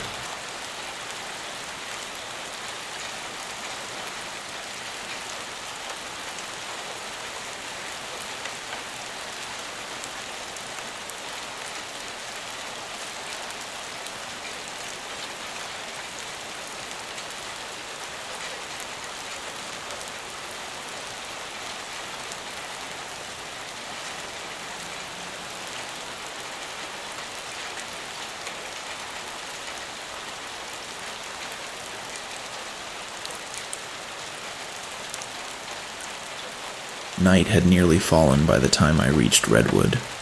The tin dongas rose like silhouettes against a crimson sky, battered by a ceaseless wind. My headlights swept across the compounds as I parked, revealing the same bleak emptiness. Everything looked unchanged, yet I sensed the desert had shifted around me, as if Redwood was an island in a vast, restless sea. I grabbed a flashlight, extra batteries, and the canteens I'd bought. The generator was still offline, so my only illumination would be portable lights. The workstation's interior was dark, except for the faint glow of backup lights from some still-functioning solar feed. The temperature inside felt cooler now that the sun had set, but a stale heaviness lingered in the air. I made my way to the racks of equipment at the back. Redwood had originally been outfitted with advanced sensors, satellite links, and other specialized gear. If I could find a ground-penetrating radar unit or something similar, I might locate the subterranean entrance. Even if the generator was dead, some portable battery might still power a smaller device. Rummaging around, I found a battered metal case labeled Seismic Survey Unit. Opening it, I discovered a small portable device with an LCD screen, some thick cables, and a set of ground-penetrating sensor pads. Perfect, if it still worked. I tested the power switch. A feeble red LED blinked. Not dead yet.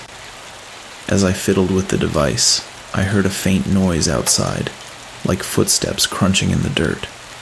My heart rate jumped. Slowly, I set down the unit and reached for my sidearm. The corridor outside the workstation was pitch black. I flicked on my flashlight, stepping cautiously into the hallway. "Hello?" I called, voice hushed. No reply. Creeping forward, I peeked around the corner. Nothing. Just the faint rattle of the wind. Yet I couldn't shake the feeling that something was out there. Another presence. I remembered the footprints that led to my door, but never away. Finally, I convinced myself it was just the wind blowing loose gravel. Returning to the workstation, I picked up the seismic survey unit and resolved to do a quick scan around the facility. If an underground chamber existed, this might detect it. Stepping into the night, I set the sensor pads on the ground near the center of the compound and flipped the unit on. It whirred softly, the screen flickering. A progress bar began crawling across the display, scanning for subsurface anomalies. A hush fell over Redwood, as if holding its breath. Minutes passed. My eyes drifted toward the horizon, where the last glow of twilight faded into star-spattered darkness. The desert was eerily quiet, the wind having stilled to a near calm. Without the generator's hum, Redwood felt like an abandoned ruin.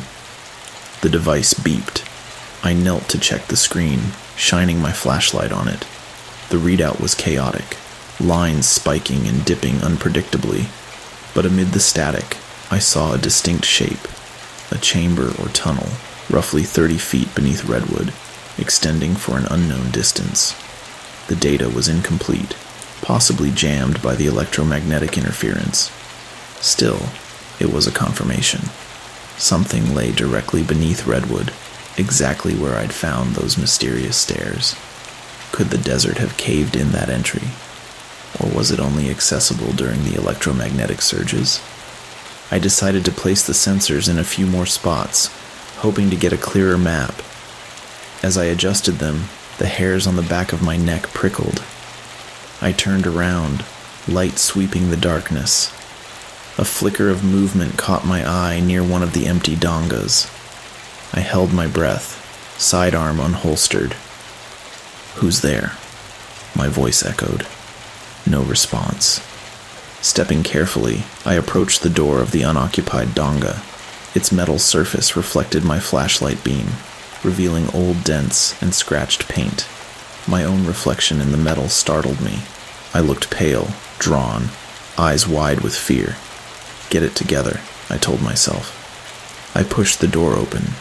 Inside, faint moonlight glowed through the small window, illuminating a bare mattress and a toppled chair.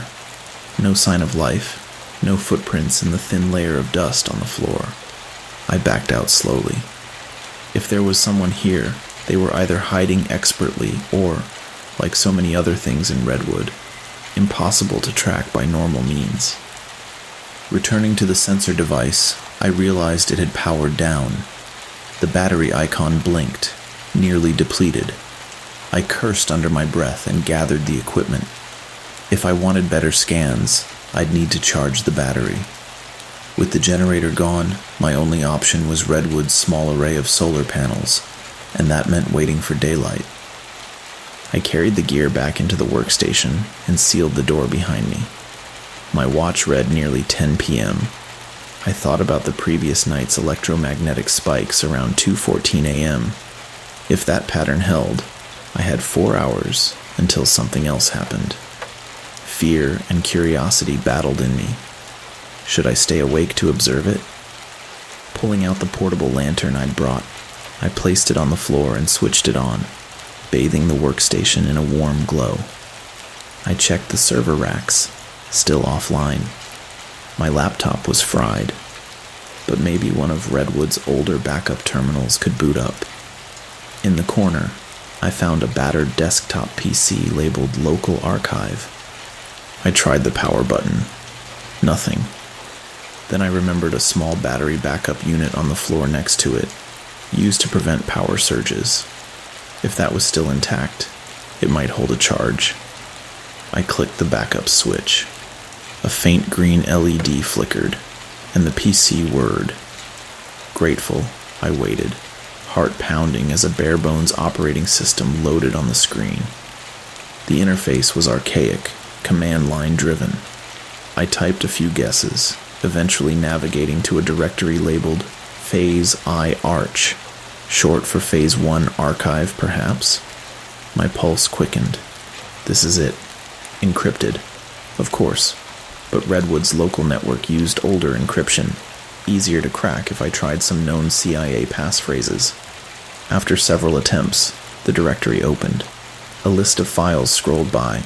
Subject 01.log, subject 02.log, up to subject 020.log. Lab reports. My throat went dry. Subject 17. From the photo, I accessed subject 17.log. The text was partially garbled, but some lines were readable. Nginx. Copy edit. Subject number 17. Induction date. September 14th, 1972. Testing infiltration procedures. Cognitive disruption observed. Stage 3 infiltration. Then lines of corrupted characters. I froze. 1972. Redwood was operational then, and they were running infiltration experiments. The word infiltration surfaced repeatedly. I thought about the catatonic people. Could Redwood have been studying how some external force, something, infiltrated the human mind? I scanned more lines. Python. Copy edit. Subject number 17 displayed advanced telepathic phenomena under electromagnetic flux. Memories scrambled. Multiple blackouts. Neural spiking at 2:14 a.m. correlates with... I gasped. 2:14 a.m. The exact time of the surges I'd recorded. This was no coincidence. Redwood had known about it for decades. They'd observed the same phenomenon. But what was behind it? Just then, the screen flickered, glitching. More lines of text appeared automatically, as if typed by an unseen hand. CS, copy edit. Agent, you never left. Why did you come back? I recoiled, heart hammering. It was addressing me, by my role, if not by name. My fingers hovered over the keyboard, but the text kept scrolling. SQL, copy edit. The cycle repeats. Your memories are not your own. The PC powered down abruptly, the battery backup spent. Darkness descended except for my lantern's glow. I exhaled shakily. The sense of intrusion was overwhelming, like Redwood itself was alive and speaking to me, or something through Redwood. Staggering back, I bumped into the desk, nearly knocking the lantern over. I needed air. I needed to not be inside these claustrophobic walls.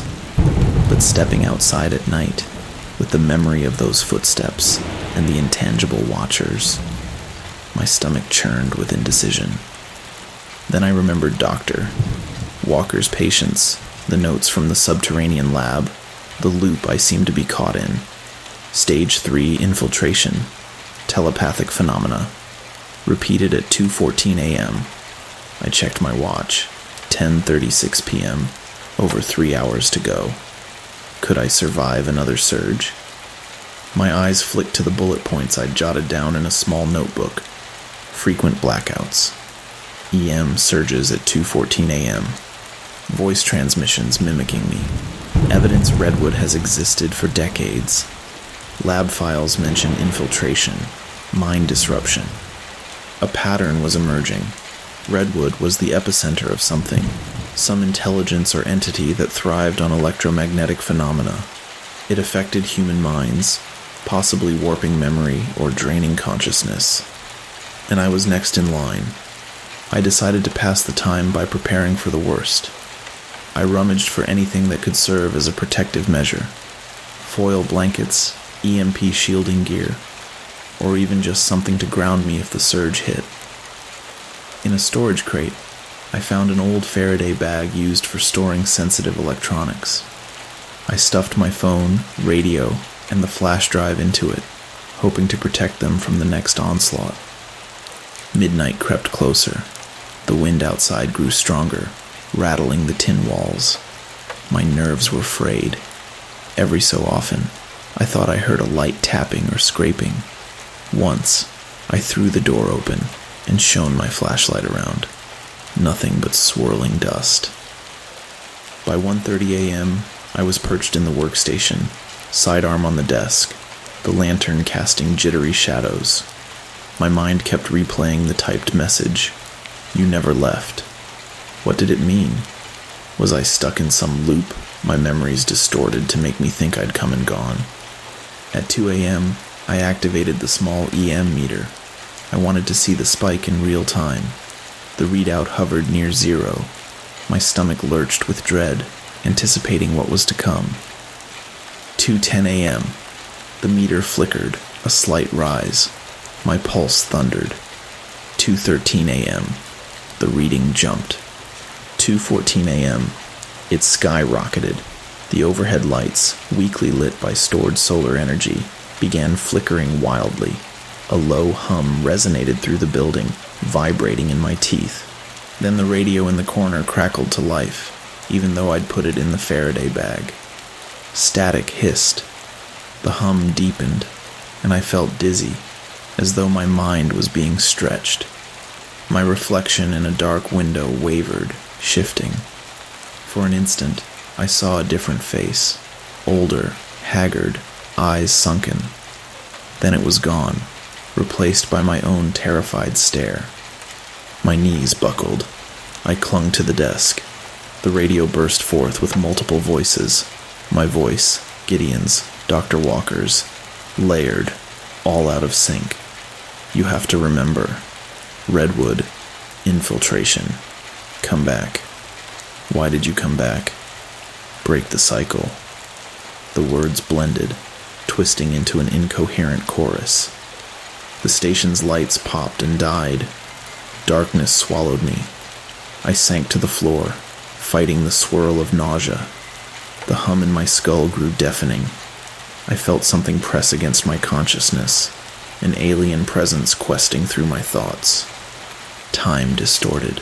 I might have blacked out, or maybe seconds passed like hours. Then, as abruptly as it began, the hum receded. The EM meter fell to 0. Silence replaced the cacophony. Shaking, I reached for my flashlight. The place was pitch black, no sign of the station's faint emergency lights. Complete power loss. Even the lantern was out, its bulb shattered. Clinging to the desk, I forced myself upright. My muscles trembled. If Redwood's pattern held, I'd just survived one wave of infiltration. But how many more could I take? I flicked on the flashlight. The beam revealed the empty workstation. And then, by the door, footprints in the dust. Many footprints, overlapping, heading straight into the darkness outside. Mine? Or someone else's?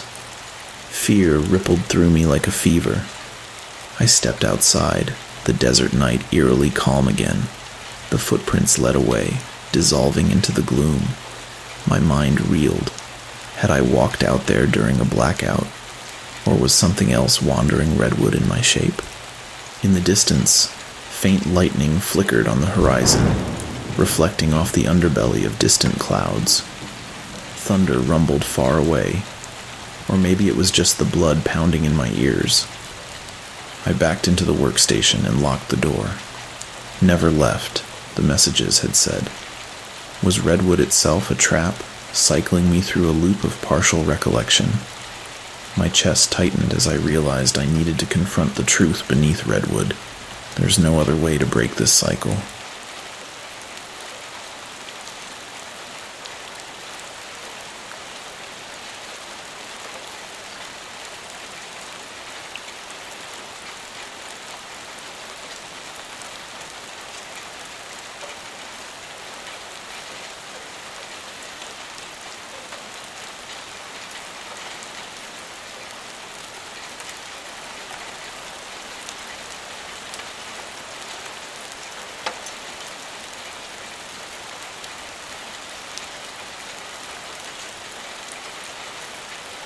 first faint light of dawn found me slumped in a corner, sidearms still in hand. I dozed off, awakened periodically by nightmares of half-seen figures wandering the corridors. Each dream bled into reality until I could hardly tell them apart. My throat felt parched, my body stiff from tension. With shaking limbs, I stood and checked the time. 5:45 a.m. The desert outside remained dim, the sky a pale ribbon behind the silhouettes of the dongas.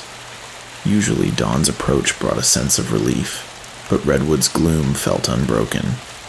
I needed coffee or anything to jolt my senses. The rations I had were minimal, protein bars and some water, lukewarm and metallic. I munched a bar mechanically, washing it down with a few gulps. My mind felt hollowed out, my thoughts sluggish. Focus. Outside, the horizon brightened.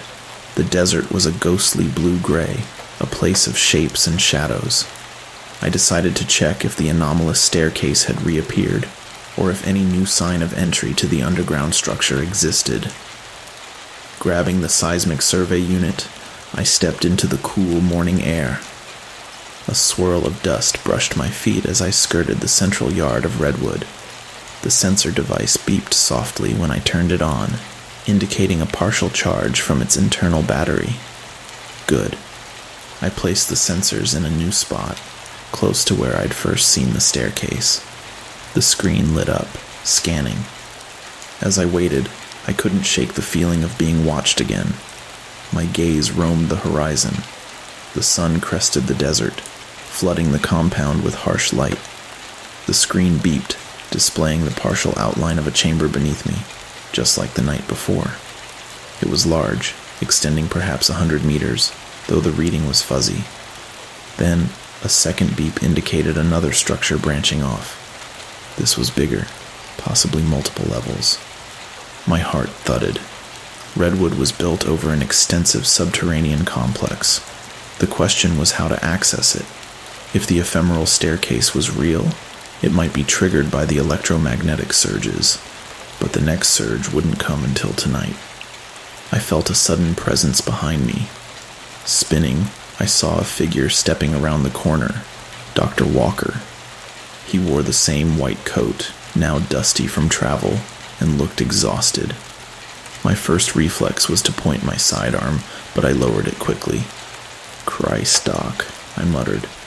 "You nearly scared me half to death. How did you get here?" He raised his hands, breathing heavily.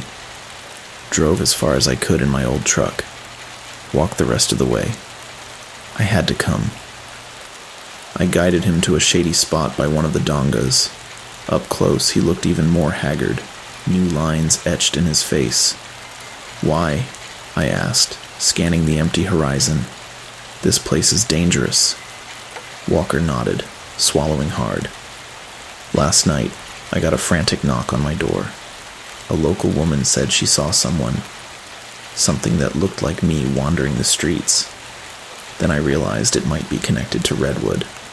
I started thinking about what you told me, and, well, here I am, trying to make sense of it." I frowned. "You're saying a doppelganger of you was walking around Kettle Springs?" He shrugged helplessly.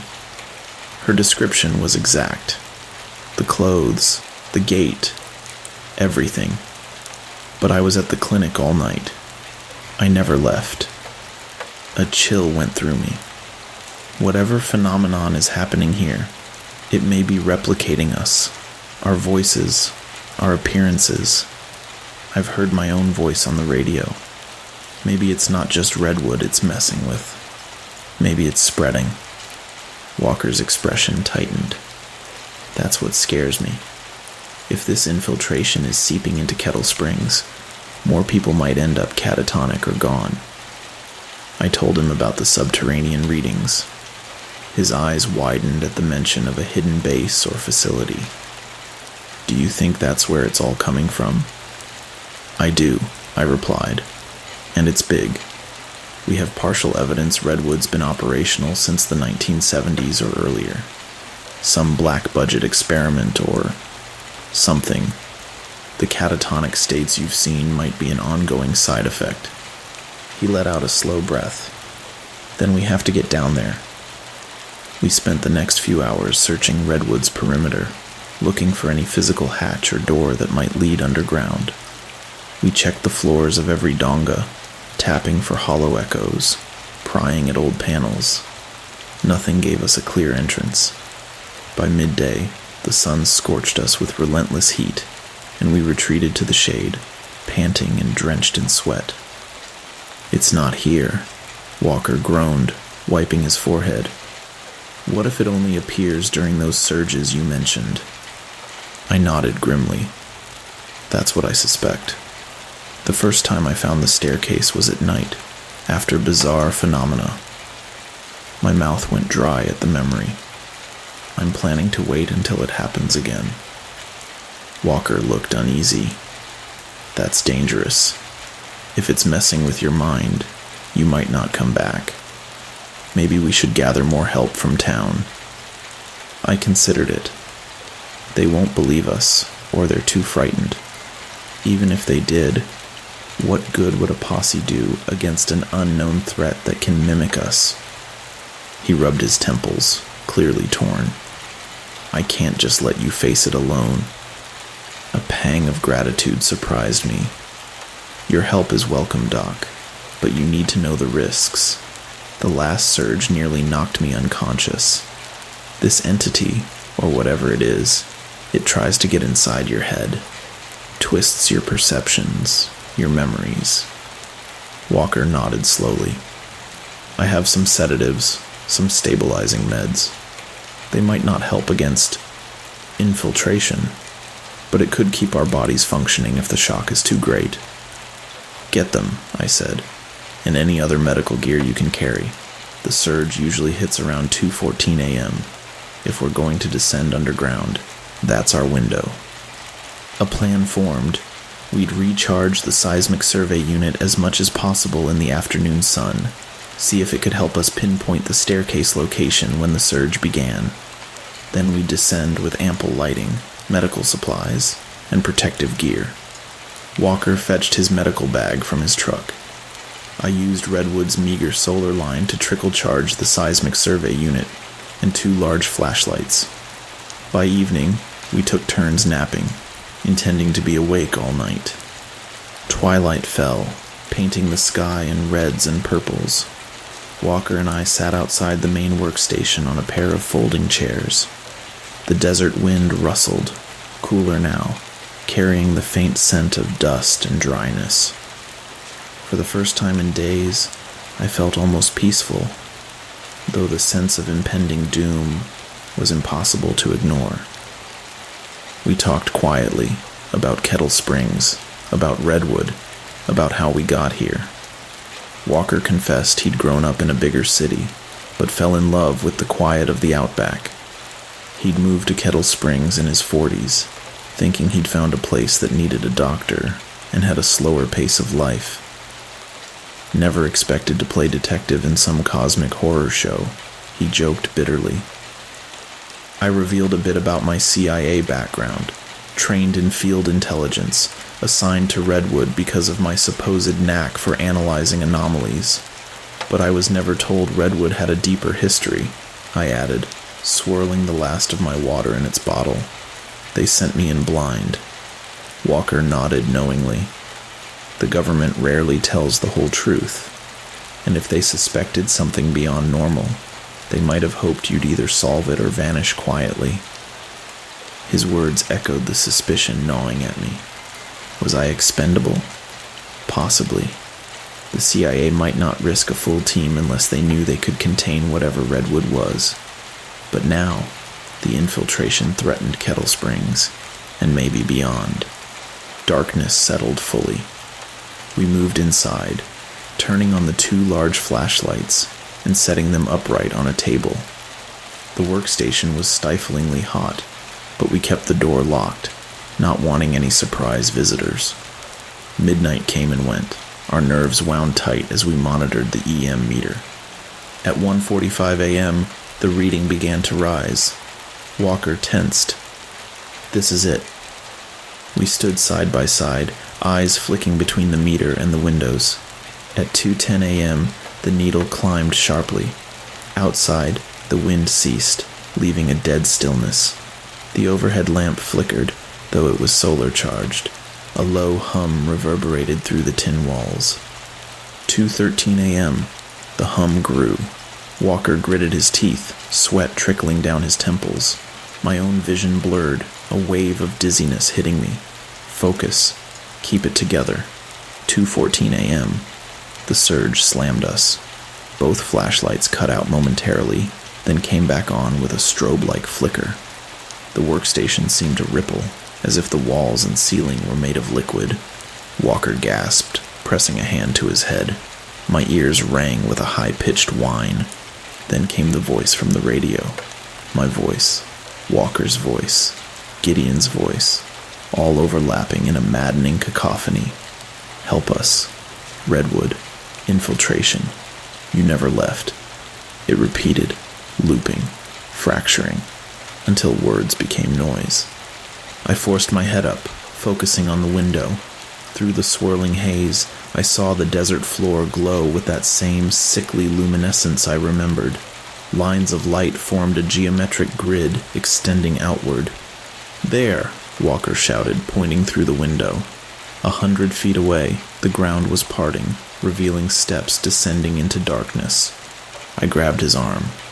That's our entry. Now or never. Clutching our gear, we stumbled outside. The desert air felt electric, charged with an energy that prickled my skin. Each footstep seemed to echo too loudly. The glow increased, emanating from the ground around the staircase, as if guiding us. We reached the opening. The stairs looked just like before, rough-hewn, supported by aging wooden beams. I shone the flashlight down. The air below was cold, a sharp contrast to the desert heat.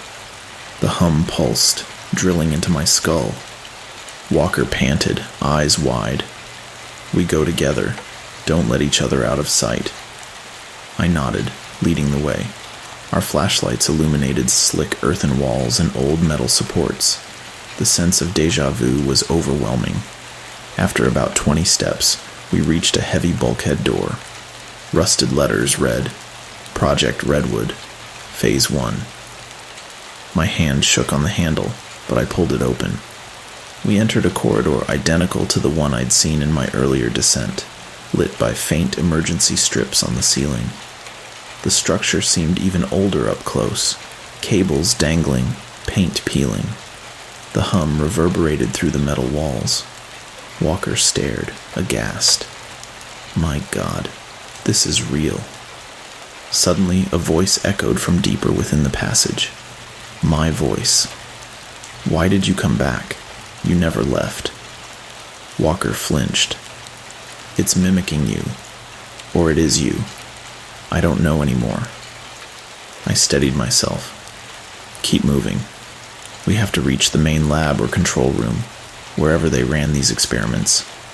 Maybe we can shut it down. Footsteps echoed behind us, slow, deliberate. Walker jerked around, shining his flashlight back. No one was there. We pressed on, hearts hammering. The corridor opened into a larger chamber, one that resembled a small control center. Ancient monitors and consoles lined the walls, coated in grime. A single overhead lamp flickered. Beyond the consoles stood a reinforced door labeled Laboratory. Walker approached a console, brushing off dust. Look at this. Hard copy records. He pulled out a logbook from a bracket on the console. The pages were brittle, stained with something dark. The date on one entry read 1973. I scanned the page, reading lines about infiltration progress and subject neurological compromise. My stomach churned. The notes described a method of using electromagnetic fields to create a link with an entity. A phrase jumped out. Non-terrestrial intelligence with morphic ability. Walker and I exchanged horrified looks. They were studying something not from Earth? Or was that a code phrase for something else?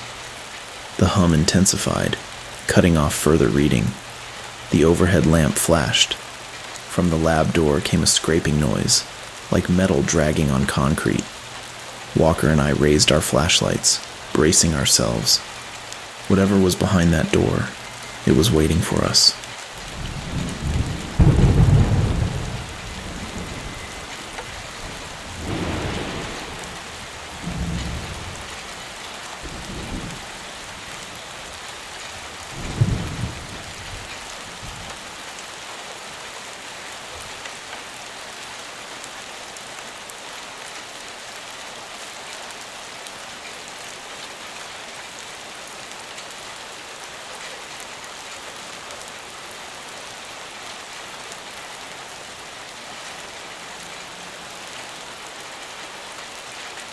A chill radiated through my body as we inched toward the laboratory door.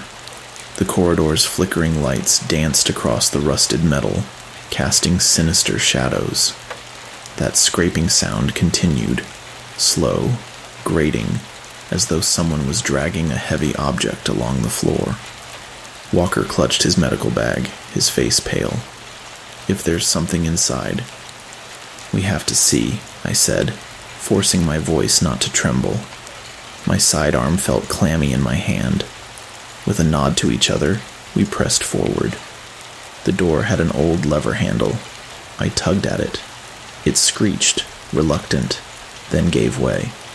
A gust of frigid air spilled out. Our flashlights played over the interior, a large room filled with rows of metal tables, half-broken lab equipment, and overhead lights that flickered in a dull neon hum.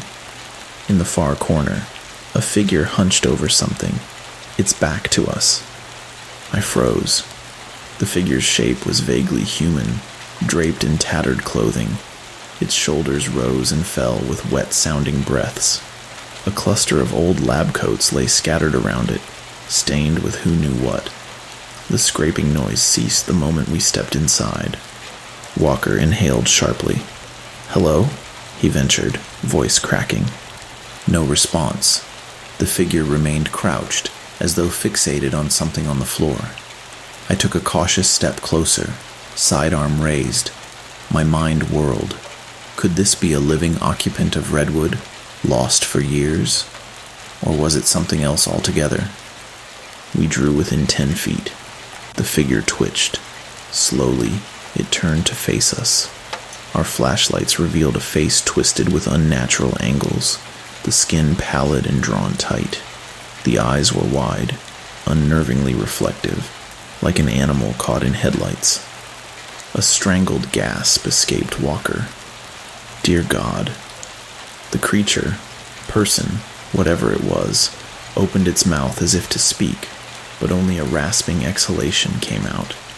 I recalled the petrified bodies from the old photos, the catatonic victims.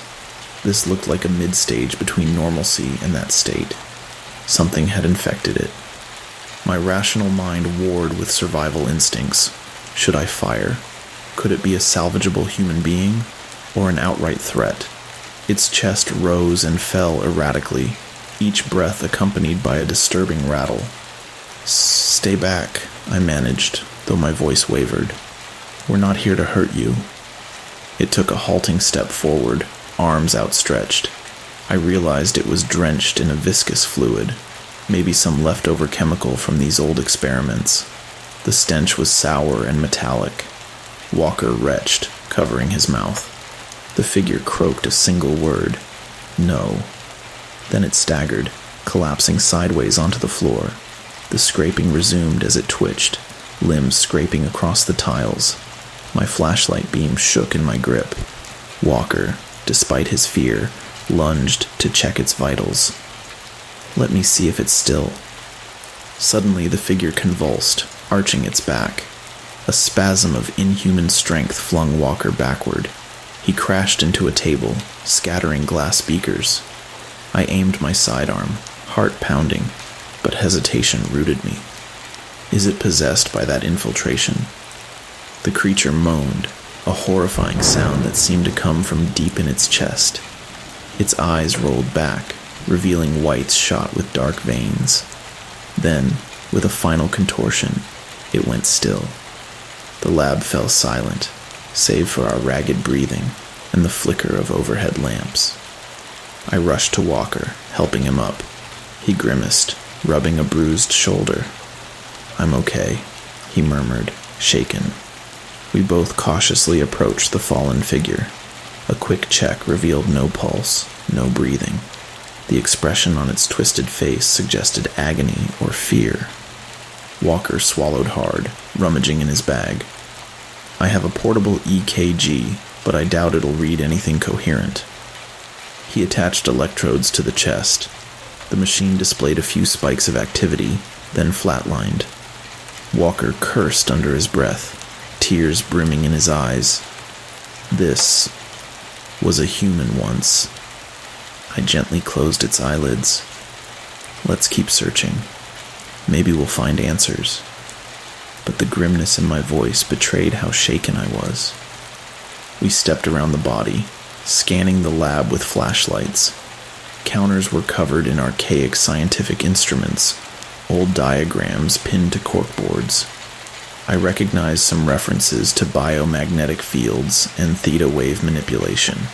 We found more logbooks, each detailing gruesome experiments on test subjects. The consistent theme, using high-intensity EM fields to commune with or harbor an entity. Terms like hosting, infiltration, and telepathic bridging appeared repeatedly. My stomach turned.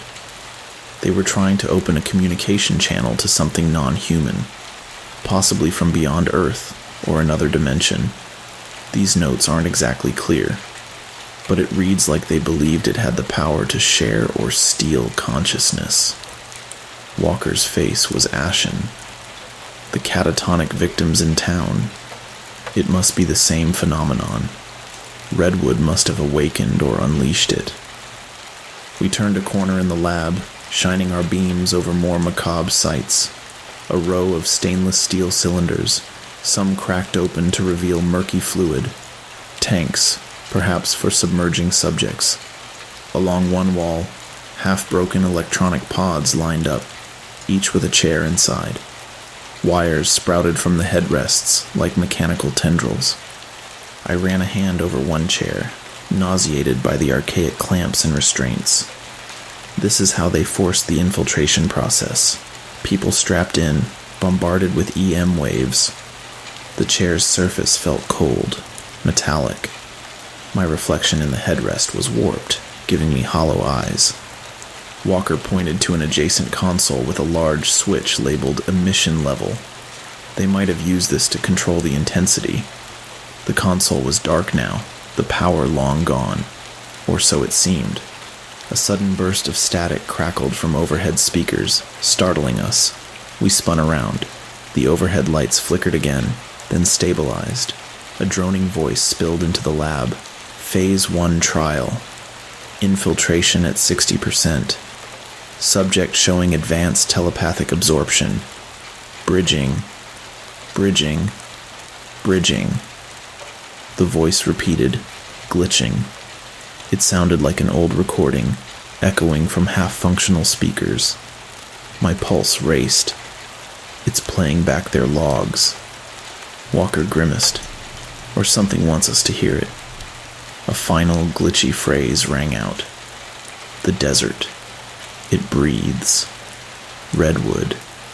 It calls. Then silence. The overhead lights dimmed. We stood in darkness for a few heartbeats, flashlights our only anchors. Walker's gaze darted around, fear in every line of his body. "We should check the other rooms," I said, swallowing my terror. "Maybe we'll find a control panel or a main power switch that can help us shut this place down for good." He nodded, and we moved on, passing through a large metal door at the far end of the lab that led into another corridor. The design was labyrinthine, with corridors branching off. We chose the one labeled Control in faded stenciled letters on the wall.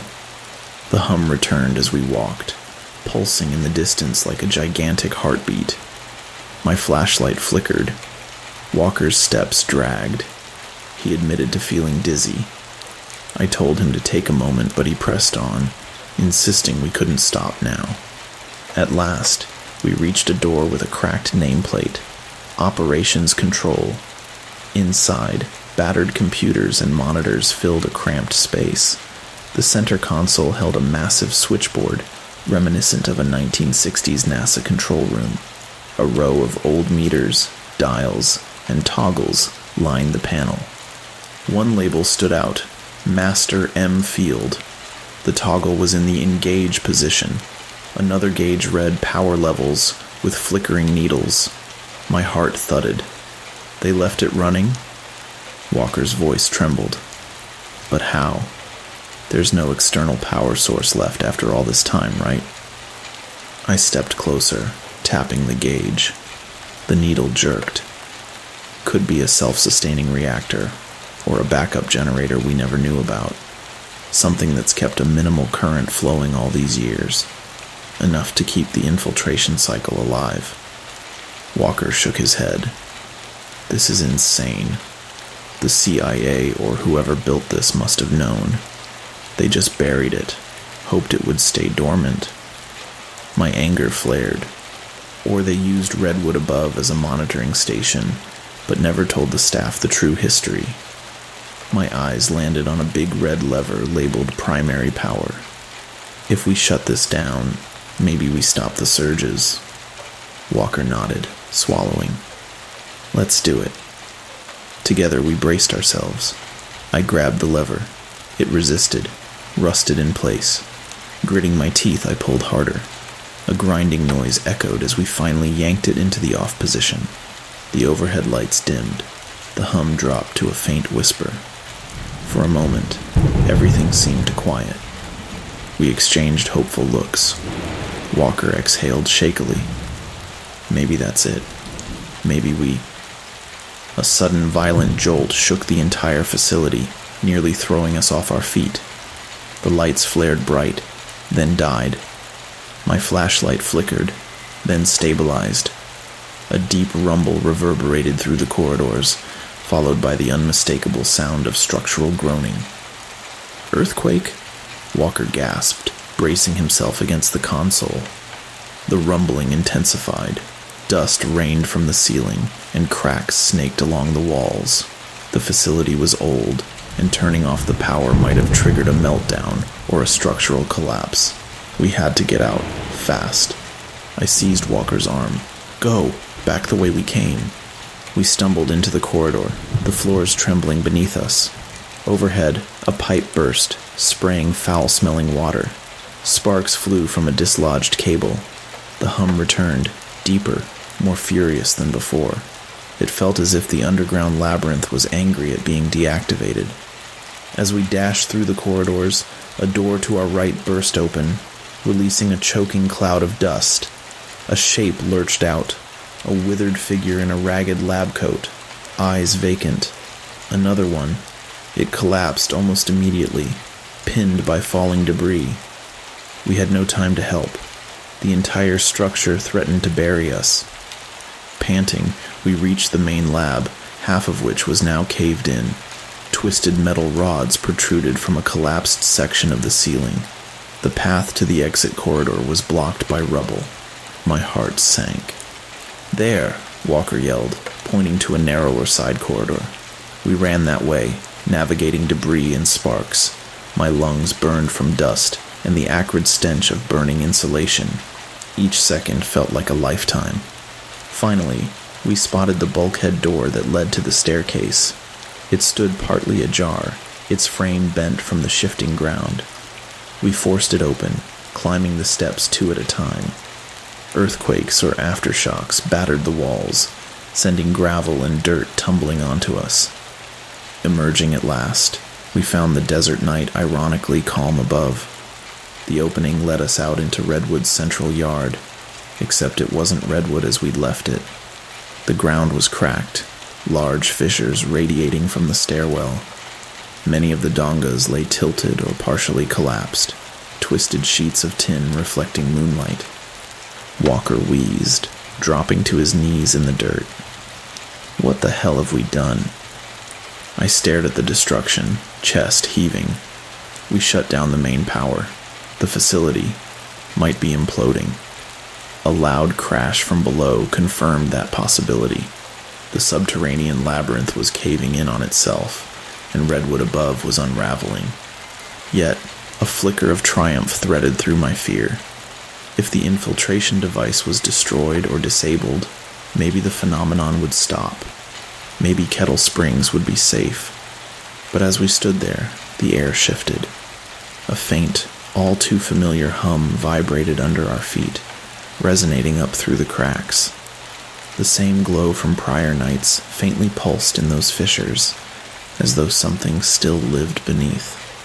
The infiltration might not be reliant on machinery alone.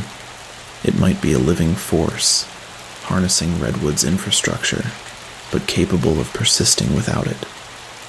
Walker locked eyes with me, terror plain on his face. So it's not over?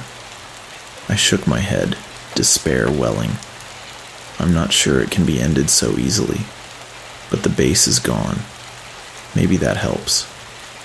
A sudden quake knocked us off balance. We scrambled for footing, the ground pitching. One of the dongas toppled with a metallic crash, raising clouds of dust. I grabbed Walker and dragged him away from the collapsing structures, stumbling across Redwood's perimeter. The desert night offered no solace, just an endless expanse of darkness. When the tremors finally subsided, Redwood was in ruins, torn metal, broken beams, half-buried dongas, an apocalyptic sight illuminated by moonlight. My throat tightened, imagining how easily we could have been crushed below. Walker coughed, wiping grime from his face. Now what? I gazed at the swirl of dust, the silent remains of Redwood. We regroup, get back to Kettle Springs, check if the anomalies have stopped. If they haven't, I trailed off, chest tightening. We'll figure out a next step. Maybe we can warn people. He nodded weakly, and we limped to his truck parked a short distance away. It was battered but intact. Helping each other into the cabin, we cranked the engine, which mercifully started. The only path left was the rutted dirt road back to Kettle Springs. As we drove away, I looked in the rearview mirror. Redwood's half-collapsed silhouettes sank into the desert gloom. Clouds of dust still swirled. A pang of guilt cut through me. Some twisted part of Redwood still churned beneath the earth, possibly unaffected.